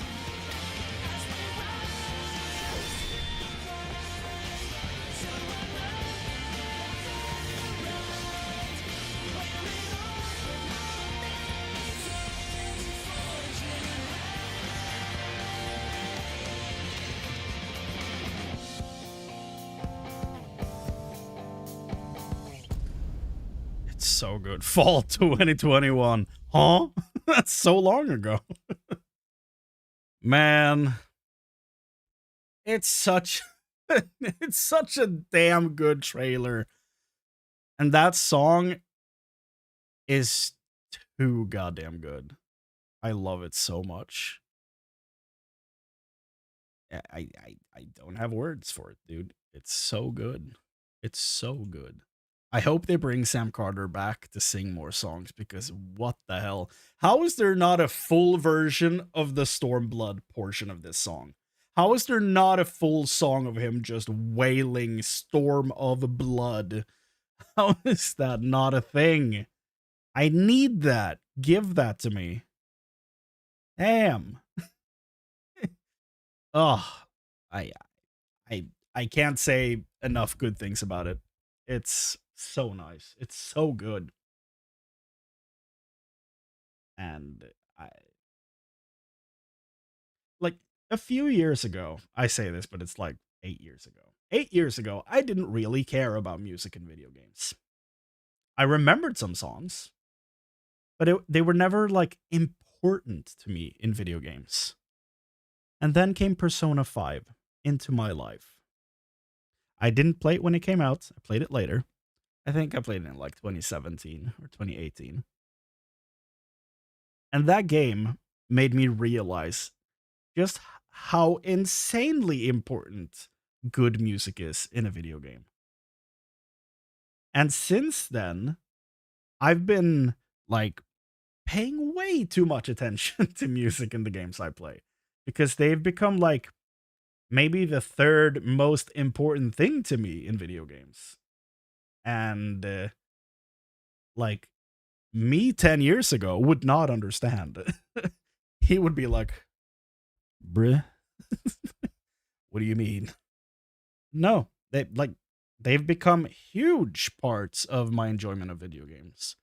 Like right now I have 12 soundtracks saved on my Spotify. That would never be a thing before Persona 5. Like, yes, I enjoyed the music in Halo, but like that was like one song. I enjoyed the Mjolnir remix, you know, the one that everybody knows with the electric guitar. But since Persona 5, I've like gone back to games from my childhood and been like, this soundtrack is insanely good. Why did I never care about this?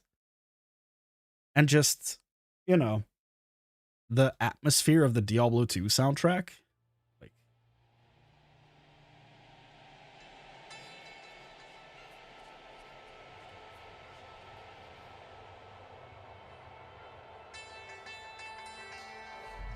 it does something to me. I don't know. But that's also partly because of nostalgia. Like, it tickles something inside my brain.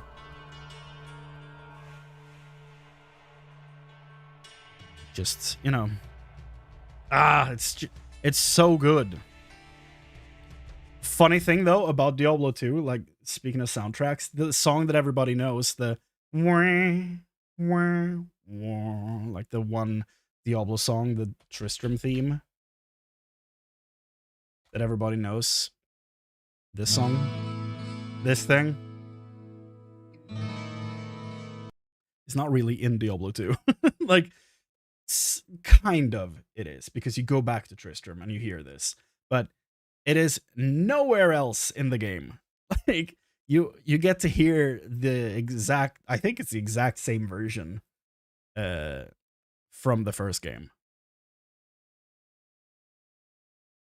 But the rest of the soundtrack is just completely different stuff.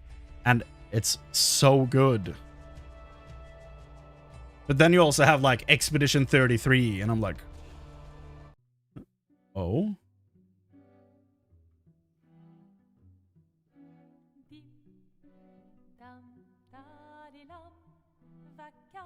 And again, it tickles something in the brain. But this time it's not nostalgia. It's something completely different.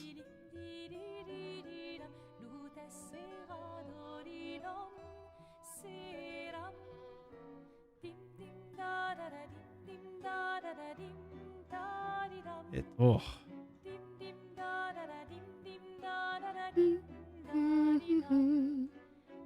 But then in the same soundtrack, you get this. This is still Clair Obscur. Expedition 33.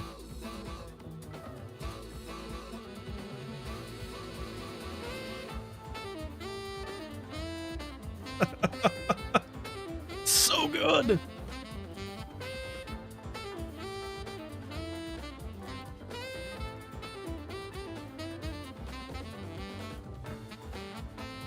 It's so good. And like the journey I went on just exploring more and more soundtracks for games and TV shows that I love, just the more I'm like, I think I have been paying attention. I've just never realized how much I actually was enjoying all the music in these things. until I started paying attention. I'm like, oh, I know these songs. I love these songs. Why have I never like gone back in my life and just listened to them? And then the Attack on Titan soundtrack, the first 3 seasons of that song, the first 3 seasons of that show has insanely good music.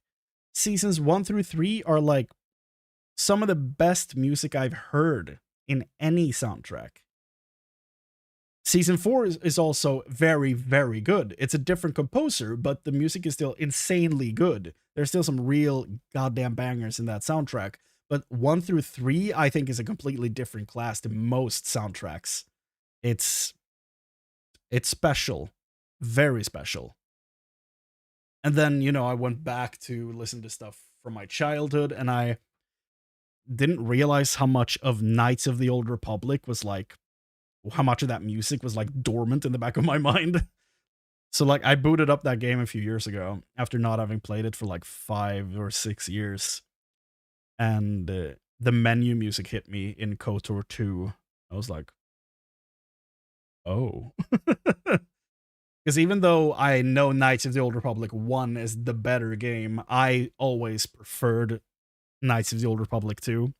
I like that more because I kind of enjoyed the companions more.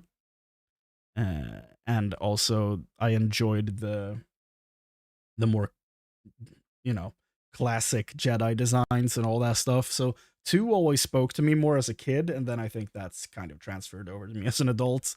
And yeah, as soon as that menu music hit, I was like, whoa, holy. Yeah, and then, dude, then you have all the Remedy games. Those soundtracks are dope. Alan Wake 2 has some of the best music in a video game. My God, that game's soundtrack is a masterclass. If I had to choose one song from all the video games I've played as my favorite song of all time, I'd probably have to go with Ozar Midrashim, aka the Soul Reaver theme. Huh. Do I dare play that on here, or will that get a strike? Because that sounds like an actual band with a song. Like most video game music is fine, but that sounds scary.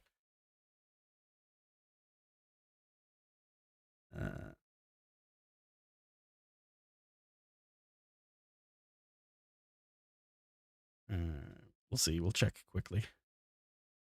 I'll mute it so you don't so you don't listen to it, and I could just listen to it myself for like 15-20 seconds.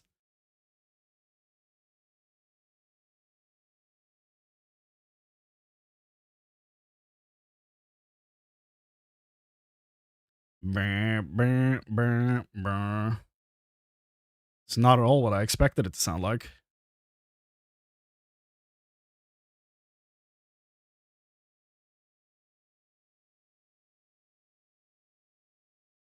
I think I can play this. I think it's fine.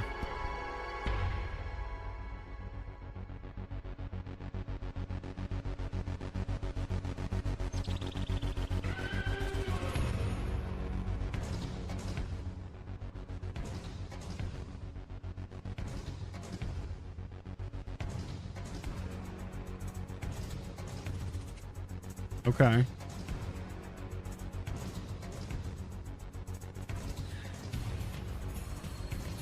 I love the sound of the hi-hat because it kind of sounds like bugs, you know?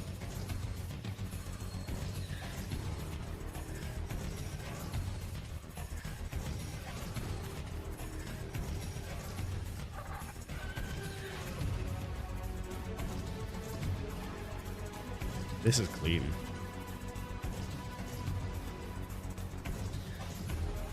I've never played Soul Reaver, but what a song, dude. That's awesome. That's a pretty good pick, I'd say, for like a favorite video game song. That's pretty damn good. It's pretty damn good. Well, it's 3:20 a.m. I feel like we've hit on a lot of stuff tonight. It's been a very different stream, but honestly, I've enjoyed this. It's been very different. but it's been nice in my opinion. I did. I was like, did those picks fly all across the room? I don't know if you've seen this. I don't know if you can see this, but I have guitar picks hanging right here on the mic stand, and apparently I punched it and they flew all over the place. So I need to get that. Hold on. Aha. There you go. Do yourself a favor and go take a look at the intro sequence of Soul Reaver, one of the best pieces of cinematic history. Okay, we can do that before we wrap up here. Soul Reaver intro. Well, this video is apparently remastered with AI, but it's 6 years ago, so we shouldn't feel bad about using this AI. However, the video is not really loading. Okay, there we go. Okay. Here we go.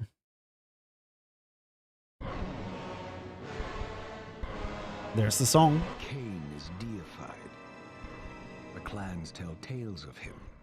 Few know the truth. He was mortal once, as were we all. However, his contempt for humanity drove him to create me and my brethren. I've heard this voice actor somewhere. I am Raziel, firstborn of his lieutenants. I stood with Cain and my brethren at the dawn of the Empire. I have served him a millennium. Over time, we became less human and more divine. Cain would enter the state of change and emerge with a new gift. This is cool looking. Some years after the Master, our evolution would follow. Sorry for pausing this. This is the guy who does the Druids of the Talon and Necromancers in Warcraft 3. This is why I know this voice. This is why I know this voice so well. Has he played anyone else? He's Medivh! He's Medivh in Warcraft 3. That's why I know this voice so well. It's Medivh. And he's Neelathok in Diablo 2. Okay, yeah. I know this guy. Until his name is Michael Bell. The honor of surpassing my lord.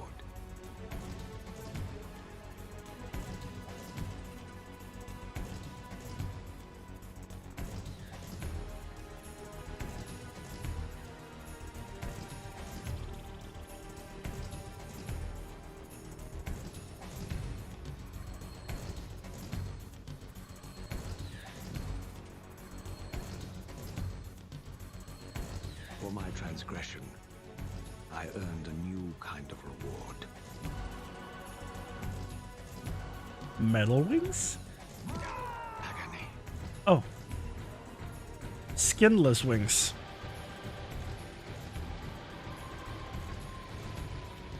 Yeah, this is where you start seeing the the machine learning AI, like all the fake anti-aliasing on the rocks here. The flickering looks rough. But that's because of the machine they put the video through. That's not the game's fault. There was only one possible outcome. My eternal damnation. Oh, that's all? I, Raziel, was to suffer the fate of traitors and weaklings, to burn forever in the bowels of the Lake of the Dead. Cast him in.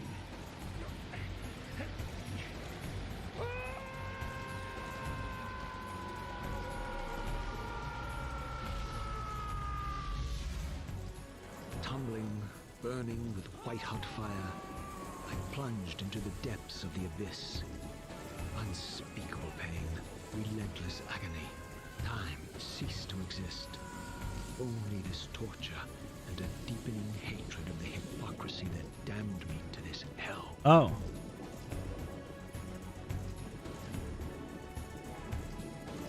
An eternity passed, and my torment receded, bringing me back from the precipice of madness. The descent had destroyed me, and yet I lived.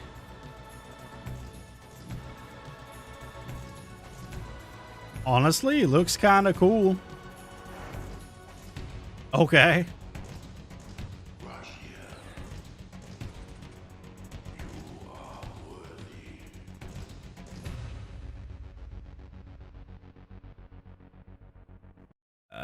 That was kind of clean. Is he the main character? So I feel like I've seen that guy before.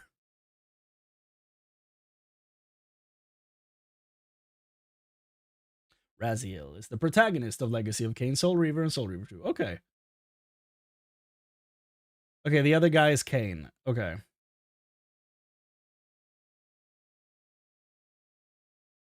That was kind of cool. Wait, which one is Kain? Oh, Kain was the guy who threw him in? Oh. So all these years I've seen images of Raziel. I thought that was Kain. All these years. Well, there you go. I learned something new today. When he like took the thing and threw it around his face, I'm like, that's kind of clean. I'm like, wait a second, I recognize this man. Yeah. I just thought he was Kain all this time. But now I'm like, who else did this man voice? Because, you know, Nilothok in Diablo 2, who is in the Barbarian Village in Act 5. And then he was Medivh in Warcraft 3, which is huge for me. Who else did he voice? Have I heard him and stuff after that? Let's see here. Love having hiccups, dude. Usually when I get hiccups, I get one and then it's gone. I don't know why that is, but somehow I'm able to like deal with them head on and they disappear. I don't know why. Sometimes it's two, but most of the time it's just one. Built different. He voiced Cthulhu in Hearthstone, apparently. He was Diviner 1 in Lightning Returns. I haven't played that game. He was Medivh in Heroes of the Storm. That makes sense. I'm glad he came back to play Medivh. He was General Dodonna in Star Wars Rebels. Awesome.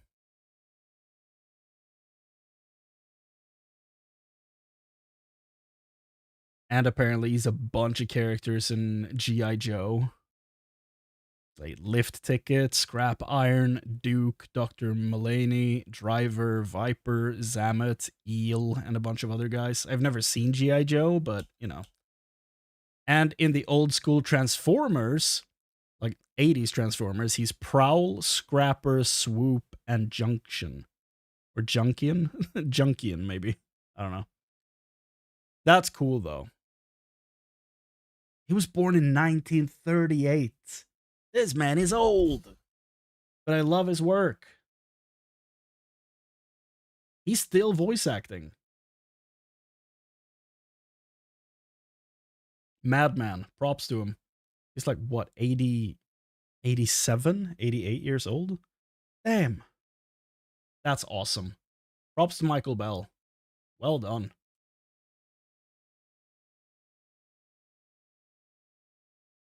Whew.